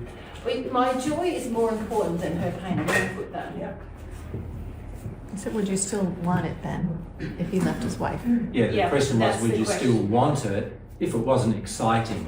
If it was in the if I presented that in the beginning, Yeah. Yeah. because that ended up being presented Yeah. afterward. Yeah. But by that point, because I was like, oh, there's a whole bunch of reasons why as much as I still want to be with you, Yeah. I don't, because if we are together, permanently. Eventually, we'll have to come to the truth with your kids. Yeah. Be like, oh, like, so Yeah. this is the woman I had an affair with. You have to deal with life. Yes, like, And you I were in left a- all of you guys for her, and also the Well, pressure. exactly. You didn't want life. What you wanted was what did Fantasy. Elsa call it? Fantasy. Fantasy. You wanted a fantasy. Because So, if you wanted reality, as soon as you started the engagement with him, you would have had that feeling. You would have thought, well, if I have an affair, then how's this going to work out? And yeah. but you were sort of seduced by these other exciting feelings. Yeah. And then also that massive pressure of, oh my goodness, if you actually leave, now that we've engaged in an affair to begin with, Yeah. if you were to leave your family for me, Yeah. I would feel this immense pressure that Why? we have to make it work. I have to Why? make it work. Because if I Because you don't- destroyed somebody else's relationship. Exactly, and so I need to make sure you're like. But you're already happy. destroying their You've relationship. already done that. You just want the illusion that you haven't done that. Correct. So what's another one? Spiritual belief. If I can make out something, it's not real. Yeah, my definition of reality is, my version of reality. Remember is the God emotions here. See how many of them match? I am the lawmaker. I am God. I am better. I Humility is define weakness. truth. I define what is real. It's all happening here. Yeah. Makes sense? I want fantasy, not reality. It's all coming from? Yeah, really coming from a state of arrogance, but also from a state where you believe that your joy is worth the sin. There's a fundamental concept that the sin is not going to bring me pain. Yeah, my pleasure won't lead to my sinful My pleasure. sin won't lead to pain. Is the fundamental concept, not to my pain, but trust me, it's going to lead to your pain. Even though you think it's not, there is going to be quite a lot of pain coming from this kind of events. I almost feel like it's a half question. What if she had a sexual relationship with a man before she found out that he's actually married or that he's in a relationship? Because that happens quite often. Well, that's true, it does, but you see, why would I enter a sexual relationship with a person that I barely know? Can you see there's also There's a moral whole problems other with set that? of beliefs. You see, if I meet Mary and I think she's attractive and everything, and I think she's pretty hot and whatever, and I want to, get together with her, if I was loving, I would get to know her life, what she does with her life, who's in her life, what her history is, where she comes from, what she's currently doing, her job and her passions and her desires, and I wouldn't have sex with her before I knew those things. You understand? Yeah. I would at least get to know. Now, if I am driven to have sex with someone I barely know, can you see? There's got to be a sin in that, because I'm not knowing the person. I'm not wanting to be with the person because I know them or understand them. I'm wanting to be with the person because they meet my addictions, which is very selfish. So all this hookup stuff, it's all sin, because I'm not even wanting to know the person. I'm just wanting to get a sexual or an emotional feeling, which is not the same as loving somebody. So if I love Mary and I would want to get to know her, I'd want to understand her, I'd want to understand how she thinks and how she feels, and what drives her and what passions she has, and I would, in that process, sooner or later find out she's married. It'd be pretty easy. But often these internet dating, Where do you live? Take me to your home. They have the 20 questions, which are literally what sometimes right at the beginning. Yeah, but again, you get can't those, and people lie. Of and then course they after a lie. while, you find out that those 20 questions of Take me to where you know live. Sorry? Take me to where you live. To where I live, Washington, D.C. No, But that would be something, and you wouldn't. You want to be lied to. Yeah. So don't give me this crap that you're being lied to. You want to be. It's like, oh, you did the checklist, therefore we're fine. Yeah, that's right. And It's like, when does that I ever want work? this relationship, so make sure the checklist works for me. It's like, and if he needs to lie to do that, then you'll let him lie. Well, my issue is I am afraid of this Yeah. So I am out of it. Like I don't participate in it because of that, because of the fear. Yeah, but Yeah, you, but it's easy enough to work out whether somebody's lying. you spend 2 hours with someone, Well, sincerely, you but would know a lot more than what the checklist says But Dave, you're not already. going to be having sex with them in 2 hours. No, but I'm saying you mustn't even be 3 spending months 2 hours later, with them. after you've got to know the person and seen where they live and see where they work and rocked up at their work and seen where they live and rocked up where they live and all those other things that would have gone on if you were really interested in having a permanent relationship with this person, you would have done all that, right?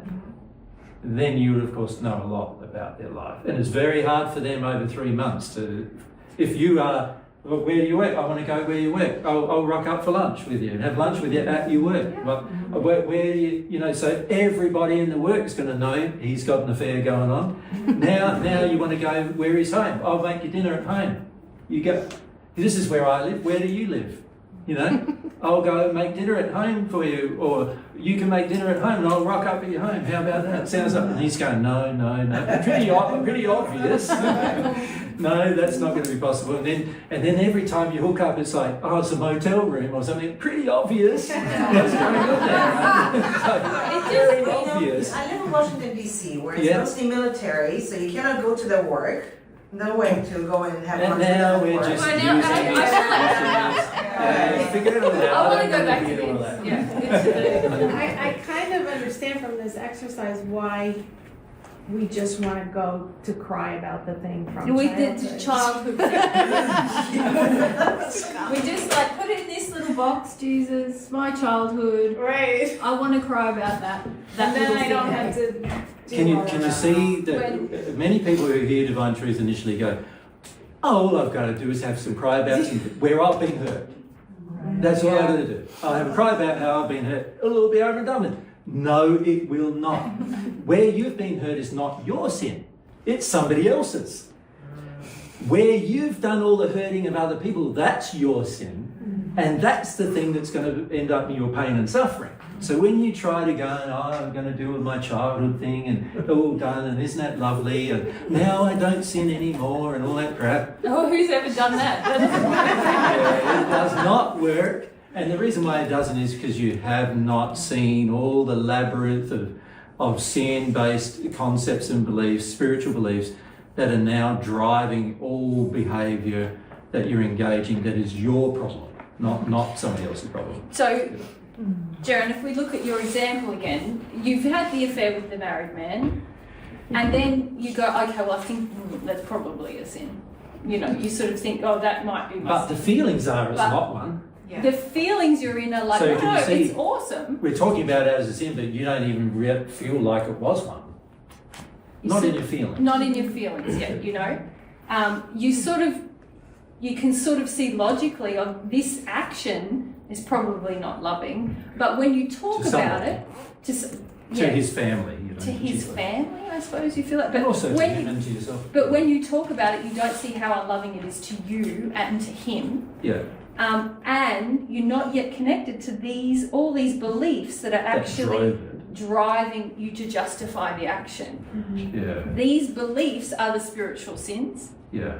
And when you deal with them, or as you deal with them, you might encounter some childhood experiences that you had Which shut caused you to down, believe those that things. caused you to form these spiritual sins. But there's no sort of jumping from, oh, I had an affair with a married man, here's my childhood issue. Because that, you wouldn't know yourself then. Yeah. I was that the whole time. Yeah. Yeah. That's what I thought this whole time. Yeah. Yeah. Yeah. So you want to say that louder?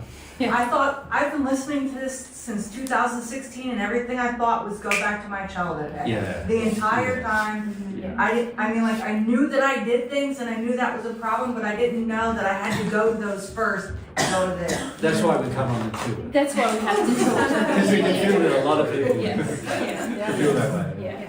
And, you know, like, essentially, you are going to end up as a child feeling some things, but But it would be a subsequent result of dealing with your sin. yeah, Yeah. wanting to become sincerely growing the desire in yourself to become a person who loves others and loves yourself, will cause you to escalate a lot of these spiritual beliefs. And in that process you will heal a lot of things from your past.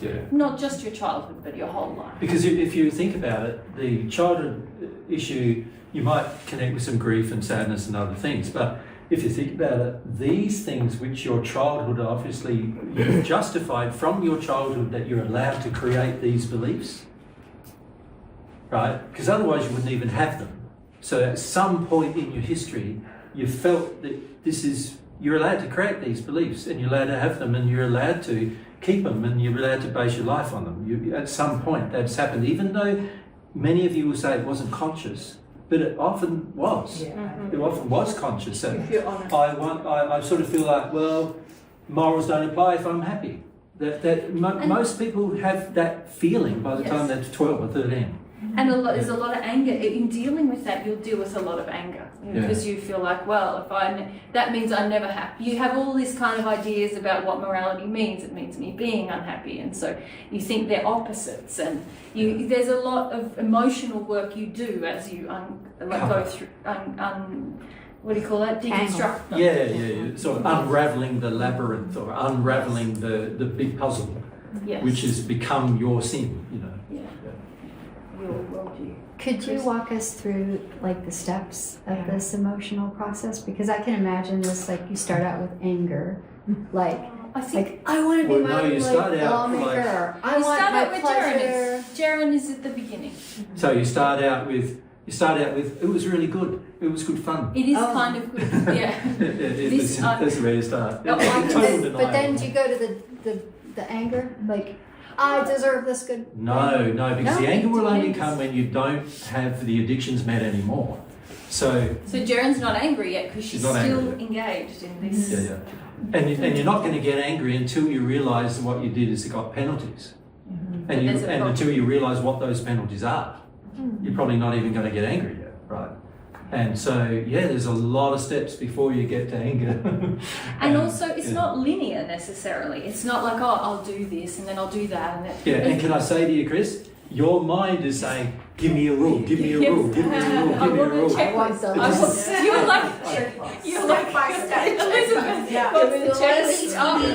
I don't want to have to feel through it all.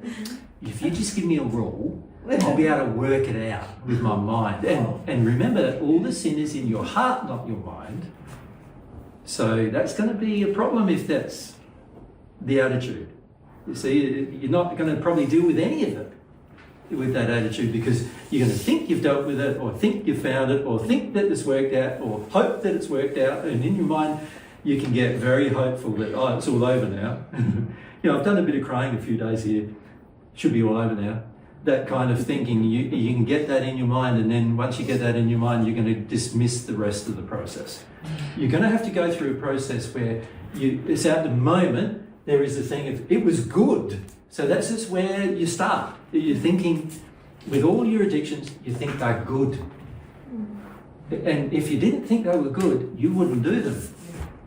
So you do think they're good. So with all addictions, you think they're good. And then what you need to do now is go, is it good?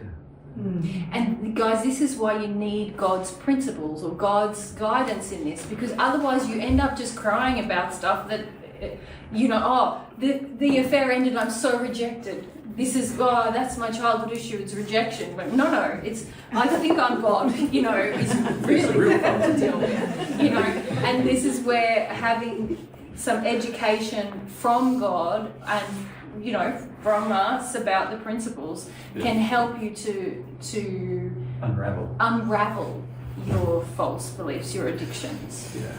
This is a lot of the work you're going to do. This is the hard work, which most people don't want to do, right? Because this is the work you have to do without God's love. Because you can't get God's love until you become sincere about it being a sin. So this is the work you're going to have to do without God's love. You're going to have to do it not necessarily on your own, because you have helpers, spirits who are trying to help you. God can help you through the conscience. You have people on earth who want to help you through things. But at the end of the day, you will have to do it alone to the point where you're repentant, and then God's love can come. right? It's like God wants you to understand how powerful your will is, you know. You've engaged your will, not just to have the affair, but to develop these beliefs and let them run your life, you know. So that's how strong your will is. You're going to have to engage your will to undo those things, to reach a place of repentance. And at the end of that, you will be very confident of like how powerful your will is to create destruction, to create in a good way, to bring about happiness. But if you just sort of have a little cry about your childhood and everything's fixed, you really haven't understood your will, have you? The principle of responsibility is big in this too. Yeah. Lack of responsibility for my For actions. actions. Right. Like it doesn't matter. Doesn't matter, no. It doesn't matter that I'm going to hurt the wife or. As long as I'm happy, Yeah. who cares? My actions shouldn't have consequences is really part of this spiritual beliefs here. Yeah, it is. Yeah. And then, you know, every action you take, no matter what it is, has a consequence. Everyone. God created a universe where there's consequences for everything you do. So that Every single good or thing. bad? Sorry? Good or bad? Good or bad. Sometimes they're good, sometimes they're bad. It depends on how. If it was sin, the consequence is going to be bad. If it's love, it's going to be good. Yeah. But there are going to be consequences one way or the other. Yeah. It's so important to understand the law, isn't it? I'm getting that more and more and more. Yeah. Because that obey, disobey line, that law is not wavering. It's not. It's not wavering. I've figured that out. That is not going to waver. No. So it does make a But lot some of of sense. our emotions are, it should. Yes. You know, Right. We've been brought up Exactly. as children to believe Yes. negotiation with mum and dad works sometimes. If I self-attack, mum backs off. So if I self-attack with God, the law should waver. Or, That's right. you know. Or I should get what I want because I want it. Yeah, that's right. And if I screamed enough with my mum and dad, I did get what I wanted. So if I scream enough at God, He should give me what I want too. You know, those kind of feelings that we all have, which are all spiritual beliefs that get established, joined with those feelings. Yeah. So one of the checks I have for myself when I'm aware enough, I would say, would I do this again? So in this case here, I would ask myself, would I do this again? But if I would do this again, I haven't addressed anything. Yeah, you haven't done anything. Yeah. That's right. So the comment was, one of the checks that Gene does for himself is, would I do that again? And if the answer is yes, I haven't dealt with it. Yeah, good. A question is, when you're praying to God to help you about all that stuff, like in the stage before you get to divine love, does God have any like preparatory substance? Like I know you said He helps with the conscience and other things, but is like how does that work from? Whenever you have a true, sincere longing to address something, but you're not yet in a state where you can receive love, God will make sure you get extra spirit assistance when you pray for it, and make sure that other things occur, like on earth in terms of attractions, that God creates some attractions for you so that you can actually deal with the issue. So that you can become more aware or more awakened, you know, move through that aware to awaken process. So let's say you prayed about solving this as an issue, and you prayed about it sincerely, that you want to see some of the results of your actions, right? Because at the moment you think all of your actions are happy, but then let's say you met the wife accidentally at the supermarket, right? And she looked at you and then come up to you and started screaming at you, and you know. Or even just she didn't know when you ran into her, you would feel something. Yeah. And then imagine she knew, and you met.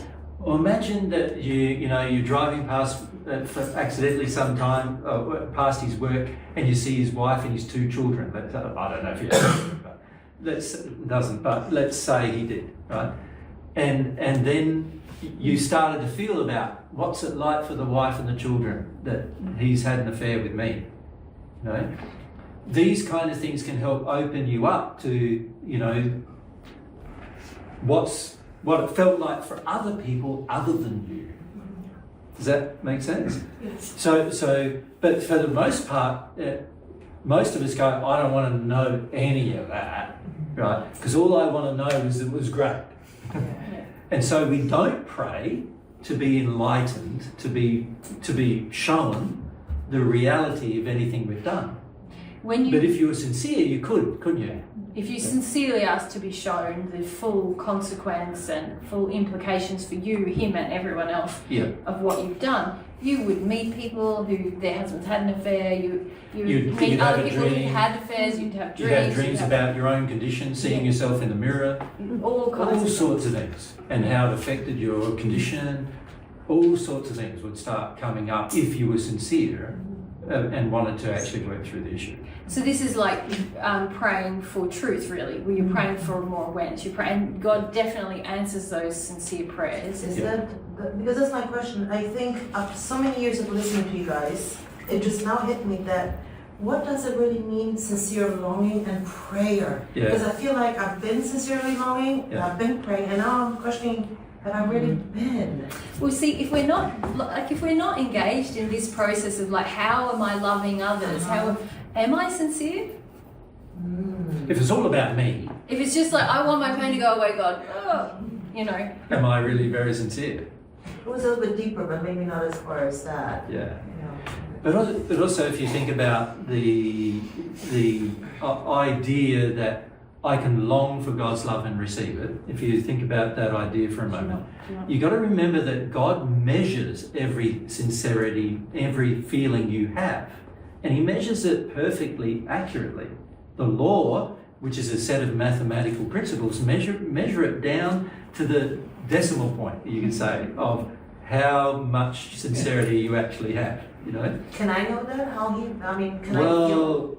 Well, it's very hard for you to know your own sincerity. God's response. God's response is proof of your sincerity. So if there's no love coming from God at all, even though you think you've had sincerity, it means you did not.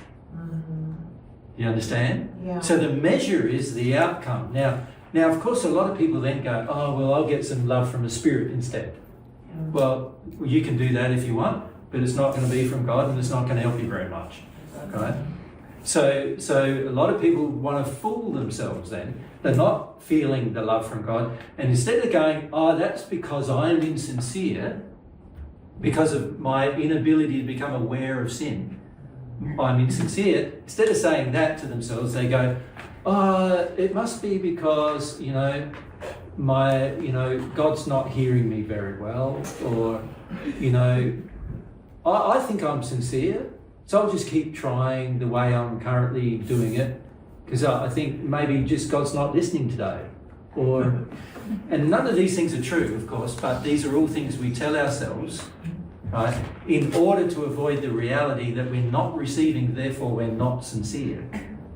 Does that make sense? Sort of, yeah, because I feel like I am asking for the sincere longing. I'm not getting it, so my internal thing says... So you're asking for the sincere longing, or you're asking for God's love, right? And also for longing. God's not going to give you a sincere longing. No, that's an expression of your will. Now we're back to your will and desire. Yeah. So this is why I asked the difference, you see, because if you're asking for love now, that is something God can do. But if you're asking for you having a sincere longing, He's going to wait until you have one. That's up to you. And that's up to you, daughter. And this is how it never happens. That's right. A lot of times we start to go, well, I don't know if I do have a sincere longing, but if I ask God for a sincere longing, maybe He'll give me one. No, He won't, because a sincere longing is a development of your own free will. You're not going to get one by asking for it. It's going to be something you're going to have to develop for yourself, right? And God will measure it mathematically whether it's happening. So God knows when it's happening and when it isn't. There are moments in your life where you might have one and you will receive a response, but there'll be long periods of your life when you're in a state of sin where you think you have one and you won't. And you've got to work through your sin in order to have one. And if you don't receive a response, you go, okay, I've got more work to do. Yeah, and that's when I get stuck. I'm like, okay, but I thought I was doing something, so what am I doing wrong? And then it's like the guilty feeling. Yeah. kicking But in. often that's just anger of like, Yeah. no, I am sincere. Why isn't this It's working? not working. Yeah, and also the whole, what am I doing wrong? Well, it's quite obvious you're not sincere, so that's what you're doing wrong. But let's be more It's so obvious when you specific. say it, but then I'm doing it, it doesn't, it's got a lot of it. Yeah, let's be more specific. Like, when you say I'm doing something wrong, do you really want to know what you're doing wrong? I think I do, and I tell myself, but apparently not, because it's not happening, right? That's right. That's right. And that's where I'm like in this catch-22. We're not sincere about dealing with our sin. That's what we're doing wrong. Uh-huh. We're not sincere about our... See, most of us have beliefs about love that are completely flawed. Right? So one of the beliefs you often have about love is that if I ask for love, I should be given it, even if I'm not sincere. Because that's often what happened in your childhood, right? You asked for something and you got it, even when you didn't really feel like you wanted You it. just put on a pretty face and went, oh, mommy, please.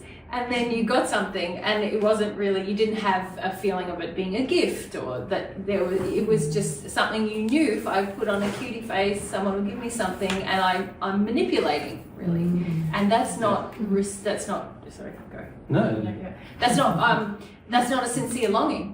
That's trying to manipulate and learning how to manipulate. And most kids And learn how it pretty arrogant young. it is that you think you can manipulate God. Like, as if like God knows every thought, every feeling, and you reckon you're going to get away with that? You know, but with people, of course, you can do it, right? You could do it with your mum and dad. In fact, many of you learnt by the time you were 5 years old how you could manipulate your mum and dad. You even learnt how to manipulate your mum against your dad and your dad against your mum. You even learnt that, right?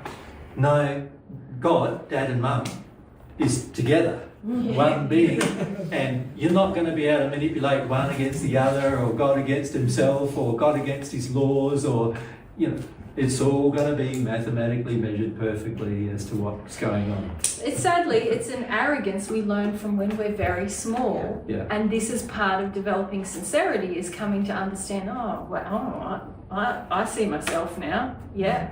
You know, I think if I self-attack enough, God's going to take pity on me, because that's what, you know. My mum and dad. Yeah. Yeah, entitlement. Like, as long as I had a feeling that I deserve it, then I should get it. And there's no gratitude with that. There's none. And this is something you'll come to learn. You can't receive God's love at all until you feel emotionally that it's a gift, that it would be a gift, you know. And yeah, that's powerful to come to recognize, all those other times I was praying, it was like I felt like I should get it, or it was a demand, or it was an antidote from my bad feelings. You know, I want to be rescued. When you realize, my job is feel my feelings. That's up to me, nobody else, not Jesus, not Margaret, not Emma, not God. No, it's all my job, that bit. Then you feel like, wow, and then if someone loves me, what a gift. Because I'm not seeking that to avoid anything inside of myself. But it's not God's job to feel your feelings for you, nor is it God's job to expose them for you either. It's not God's job for you to discover what your sins are. They're all your jobs. They're what you need to do. Sin is your creation, not God's. And so God's not going to take any responsibility for it whatsoever. So if you feel bad from your sin, well, too bad. You're going to feel bad from your sin because you sinned.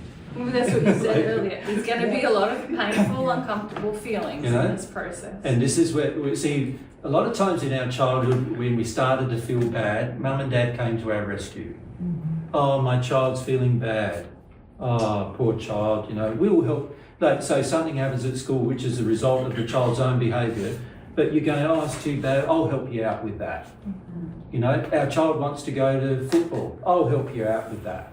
A child wants to go to, what do you have here? Baseball, I'll help you out with that, right? Not, I'm going to help the child work out how it's going to do that for itself.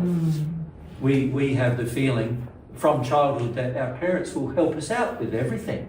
Will help us out because basically, fundamentally, they should live for us and not for themselves, right?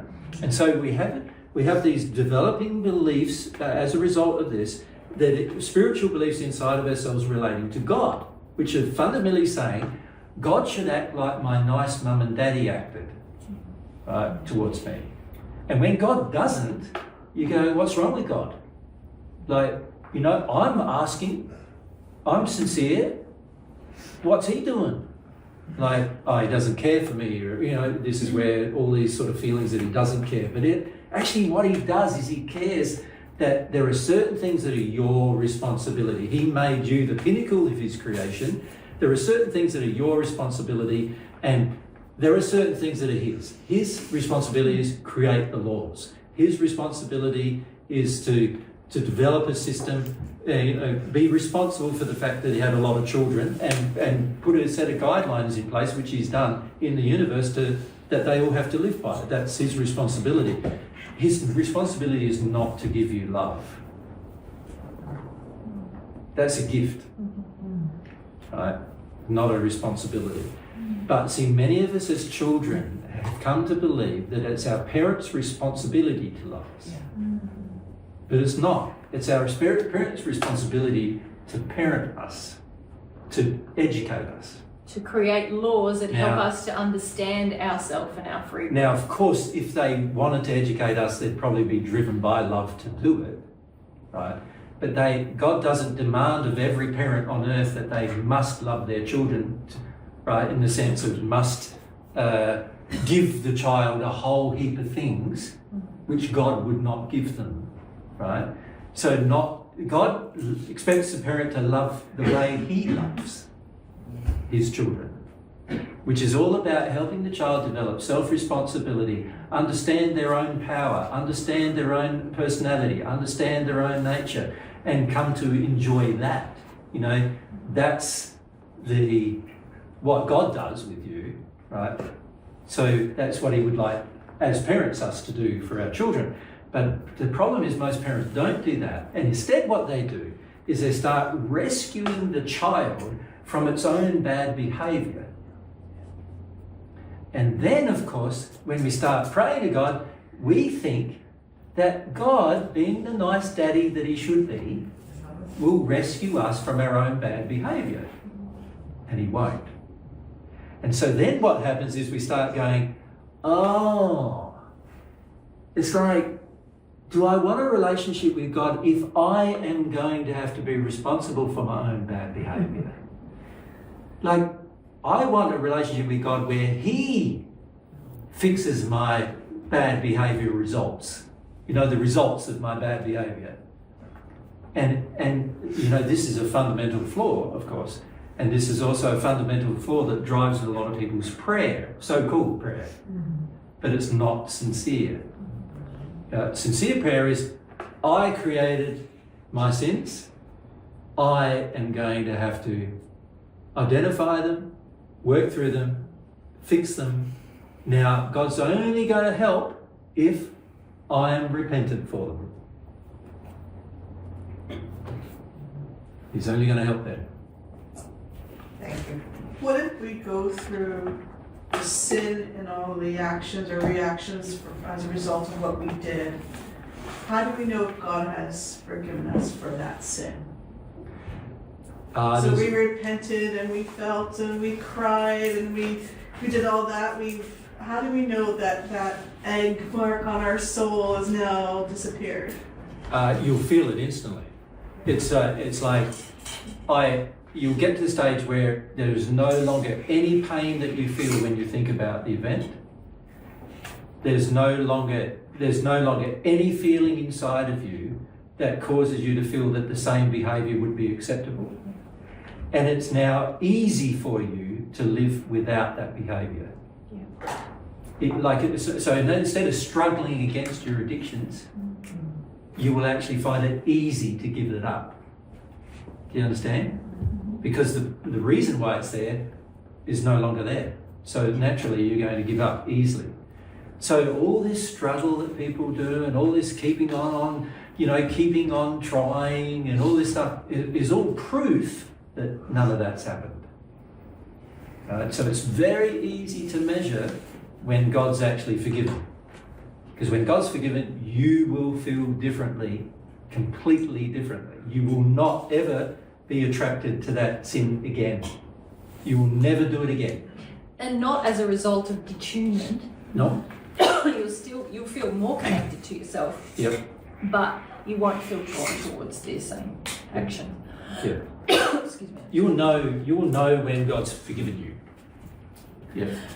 And when I say you will know, you will feel it, and your actions will display it easily. It won't be a trial. It won't be hard for you to do the loving thing anymore on those issues. It'll be easy. It'll be automatic. And you'll notice it in yourself that it is. You'll even notice it. You'll see, it's such a breeze now to act in a more loving way in this situation. So let's say this particular issue of having an affair, let's say the whole sin was dealt with. There will never be another time where you'll feel sexually attracted to a man who's not your soulmate. Right? There would never be a time where you felt that it was good for anybody, even your friends, family, parents, children, anybody to have an affair with somebody. When I say have an affair, what I mean is have an affair that begins without knowledge of all parties involved.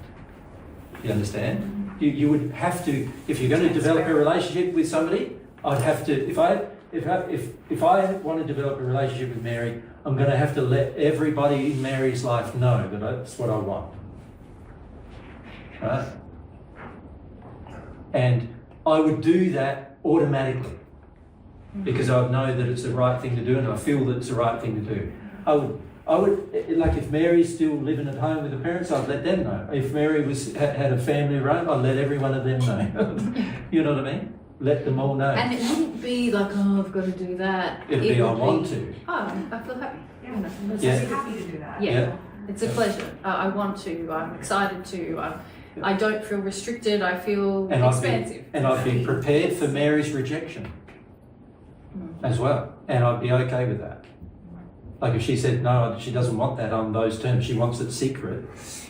And I'm going, I can't have it secret. I can't even have a relationship with you secret. It has to be open out there. Right? So there would also be a feeling that whenever I feel like I'm the sexual interest that I feel in others would be just for her. Right? Because I've dealt with some of my motivations that pleasure at any price is okay. And I've dealt with all that, right? I've worked through the fact that I can only really be happy when other people are also happy.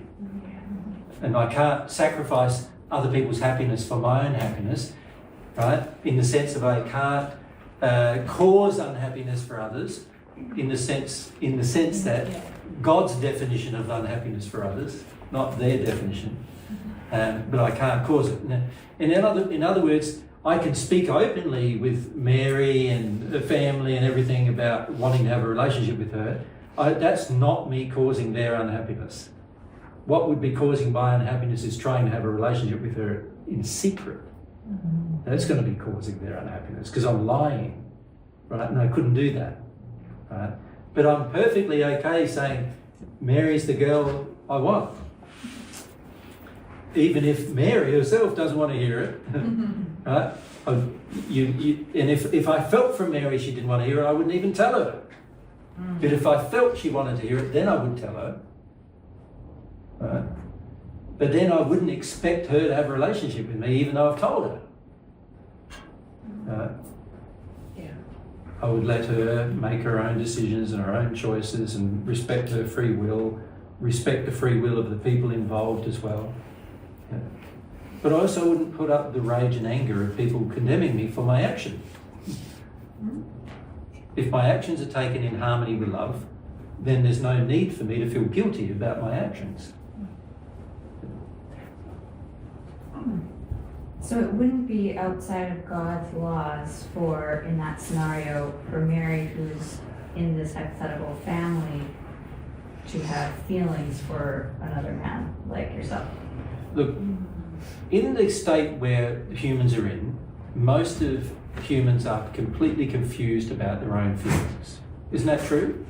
Like one moment they feel like they're in love, the next moment they don't feel like they're in love. There's all sorts of, there's a lot of confusion, and that's based upon the fact that most of us don't know ourselves very well at all, right?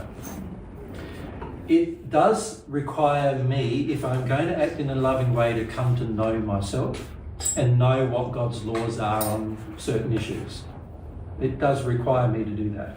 So before I go willy-nilly trying to create relationships because I'm lonely, I would have to deal with my loneliness. I have to deal with, so I might need 4 or 5 years celibate at least to start dealing with a lot of those issues, right? Before I even contemplated having a relationship with somebody.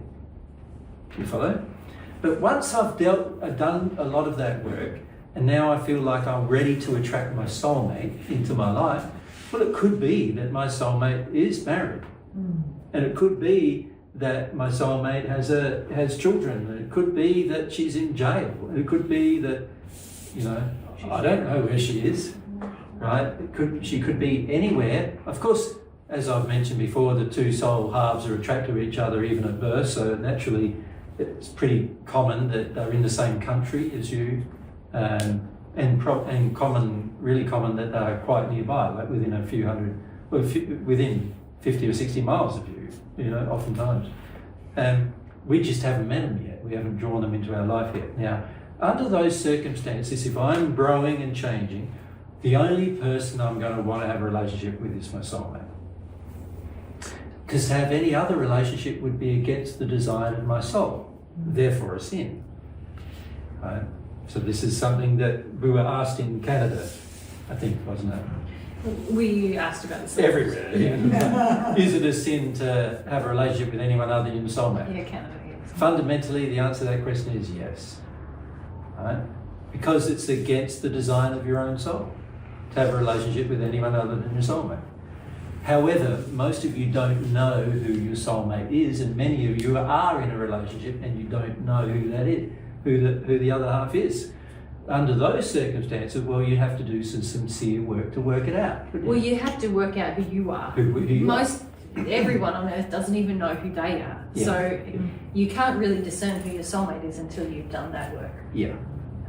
So we would recommend first that you do the work of finding out who you are. And that requires getting rid of a lot of your sins, so you get rid of all your addictions, so that you end up knowing who you are and what your personality is. And then in that process, you will find certain people attracted to you and other ones repulsed by you, right? And certain things will happen as a result, including things like breakups and marriage breakups, and all sorts of things might happen as a result of that growth. And then you'll be generally left free to find out who your soulmate is. But you're not going to have the attitude of, oh, I like the look of her, or I like the look of him, so he's my soulmate. It's not going to be like that, right? You're going to have to deal with every one of your attractions, actually, because most of them are sins. Most of them are actually related to childhood injuries. Many of you have grown up with a father or a mother. If you're an opposite gender child to the person you've been looking at as your ideal, oftentimes if your father was a nice man, you'll think he was the kind of ideal. And you're going to start to expect that your soulmate is the same as him. He's not the same as him. Your soulmate is the same as you. not the same as him. His own soulmate is the same as him. Not your soulmate. You know, your soulmate is the same as you. Unless you understand who you are, how are you going to find the other half of you? You're not going to find the other half. Or could it be the opposite? Like, oh, everything my dad, like, because... No. It's not going to be any predictable mathematical thing as the opposite of my dad or the same as my dad. But you could be attracted to the opposite of your That's dad, what I for mean. sure. Yeah. But that doesn't mean that that's your soulmate either. That just means you're reacting. Yeah. It's just your reaction to your dad. You didn't like him, and so you want someone opposite to him. But that's, what if your soulmate happens to be very similar to him? Then you're going to be rejecting him as well, right? So the key is to find out who you are first. And then once you know who you are, then you can start working out who the other half of you might be, right? And when I say working out, it's easier just to be you and attract them. So they recognise you and you recognise them when you meet. That's easier. God designed it that way so that you'd meet when you're 10 or something, or at puberty or shortly after. That's how God designed everything to work. But we've got so many addictions that many people never meet their soulmate on earth, and for hundreds of years after, in the spirit world. How many married, I know like in the pageant messages, they were married, Helen and James, and they are soulmates. How often, maybe this is a silly question, maybe it doesn't even... Pretty often. Pretty often you are married to so you can be married. Pretty often people are married to their soulmates, Pretty often. It's not, obviously it's not 100%. When I say pretty often, it's not like 50% or 20%. It's more like 5%, maybe less. But it's pretty often. Given how detached everyone is from their true selves, that's a pretty amazing. From our perspective, that's like a lot. But it's not like a large percentage. You can see why, because every family of origin has its own sins, and then you create your own sins as well, and then you have your own addictions based on your own sins, and your own attractions based on those sins, and you can see that unless you unravel it, it's pretty hard to recognise the other half of yourself. Yeah. What's the time? It's 4:10. Yeah. I think rather than talk more about soulmates, is there any final questions about this topic, about the sin principles and stuff? Yes. So underlying a lot of this, would it be that I don't truly want to know myself, and therefore I don't want to know about others, and therefore I don't want to know God? I don't think you can generalise it that much. It's sort of like everyone's life is a unique life. You have a unique personality, a unique nature, and you've also had a unique upbringing. Even in the same family, you've had a different upbringing to say, if you have brothers and sisters, to them. And also your upbringing is largely determined by how your parents felt at the time, and how your family, your extended family felt at the time of your childhood as well. And that's often changing propositions. So everybody has very, very different life, and this is why we should also not compare ourselves and our own progress with other people, because what you may have to deal with might be a lot more severe or less severe than what other people have to deal with given their life. The key thing to do is to work through discovering yourself. That is true, but to discover yourself, there's two things you're going to have to do. One is you're going to have to get rid of your addictions, because you think your addictions are you at the moment. So you've got to get rid of your addictions, and then you've got to be open to discovering your true desires based on your personality and nature, and choosing bravely to be that person, right? And if you're prepared to do both things, you will find out where your soulmate is, who he is, probably who she is, and you'll be able to work through all those issues quite easily. Right? But you need to do the sort of foundational work, which is all about your sin and who you are, and discovering who that is and being who that is. But all of your sin doesn't come. I think your question was like, is all my sin really coming from the fact that I don't want to know myself? That's not. No.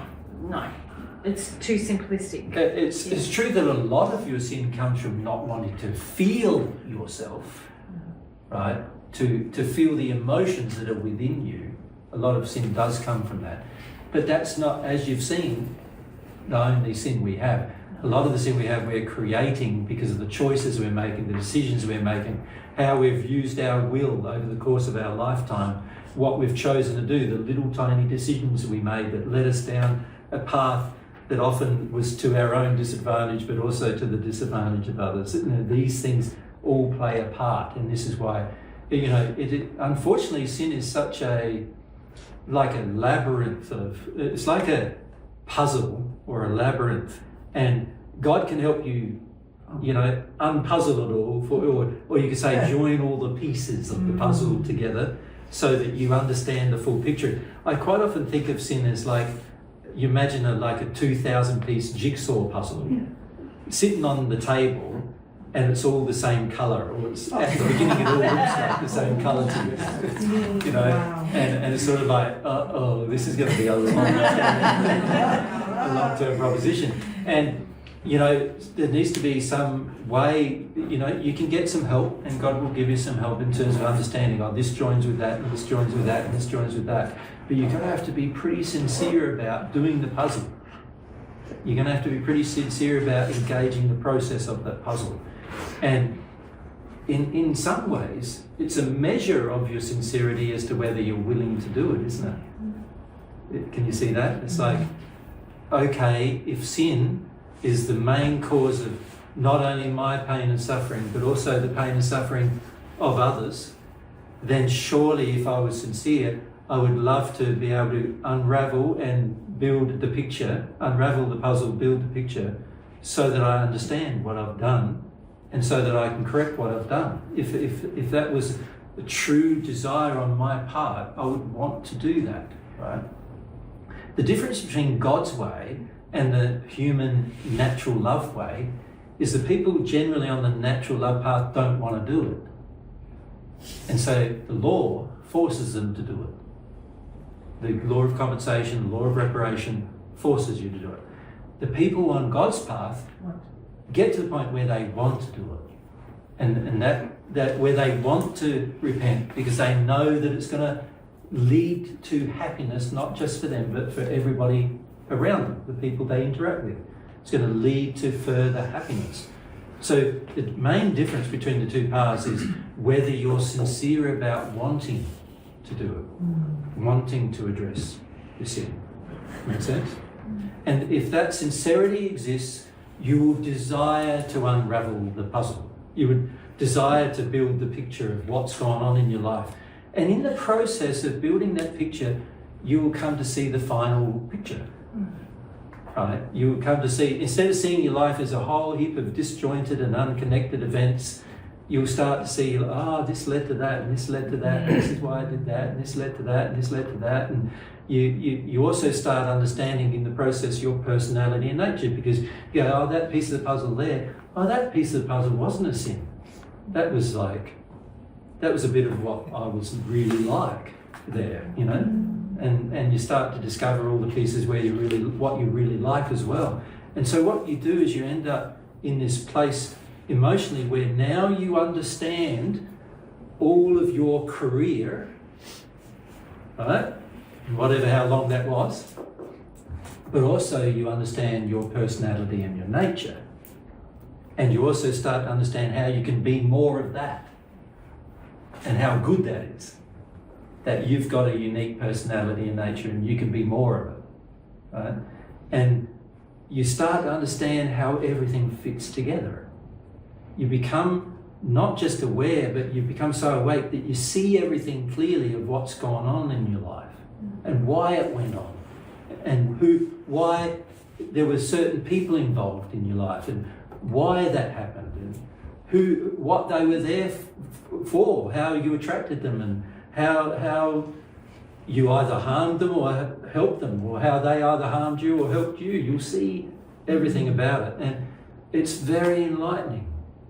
It's a process of like you start the process and it's like you're completely stupid. You know what I mean? Like, and that's how when you look back on it, and like when I look back at myself now, back on when I was say 30 in this life, I was absolutely stupid in comparison to what I am now. And when I say stupid, what I mean is I had no idea what in the hell was going on. I had no idea why. I had no idea why certain people were involved in my life. I had no idea why I chose the things I chose. I had no idea about the sad events or the hard events or anything, or why they came about in my life. I didn't understand absolutely any of it, right? And when I look back at it now, so it's 28 years later, so I'm now 61, and you know, when I started the process I was 33 and I'm now 61. And I look back at 28 years and I go, I'm like a totally different person now. Totally different. I understand so much more about my life. And I even not only understand my own life, I often understand all of your lives too now, which I couldn't do before. I couldn't, you know, people used to come, I was a minister, and people used to come for help. And a lot of times I'm going, how the hell did I help them? You know, I've got no idea how to help them. I've got no idea what their problem is even. Like, how can I help them? I don't, you know, pray more, whatever. You know, like, I've got no idea what to do, how to help the person. Now, because of having dealt with all of these things, I do know how.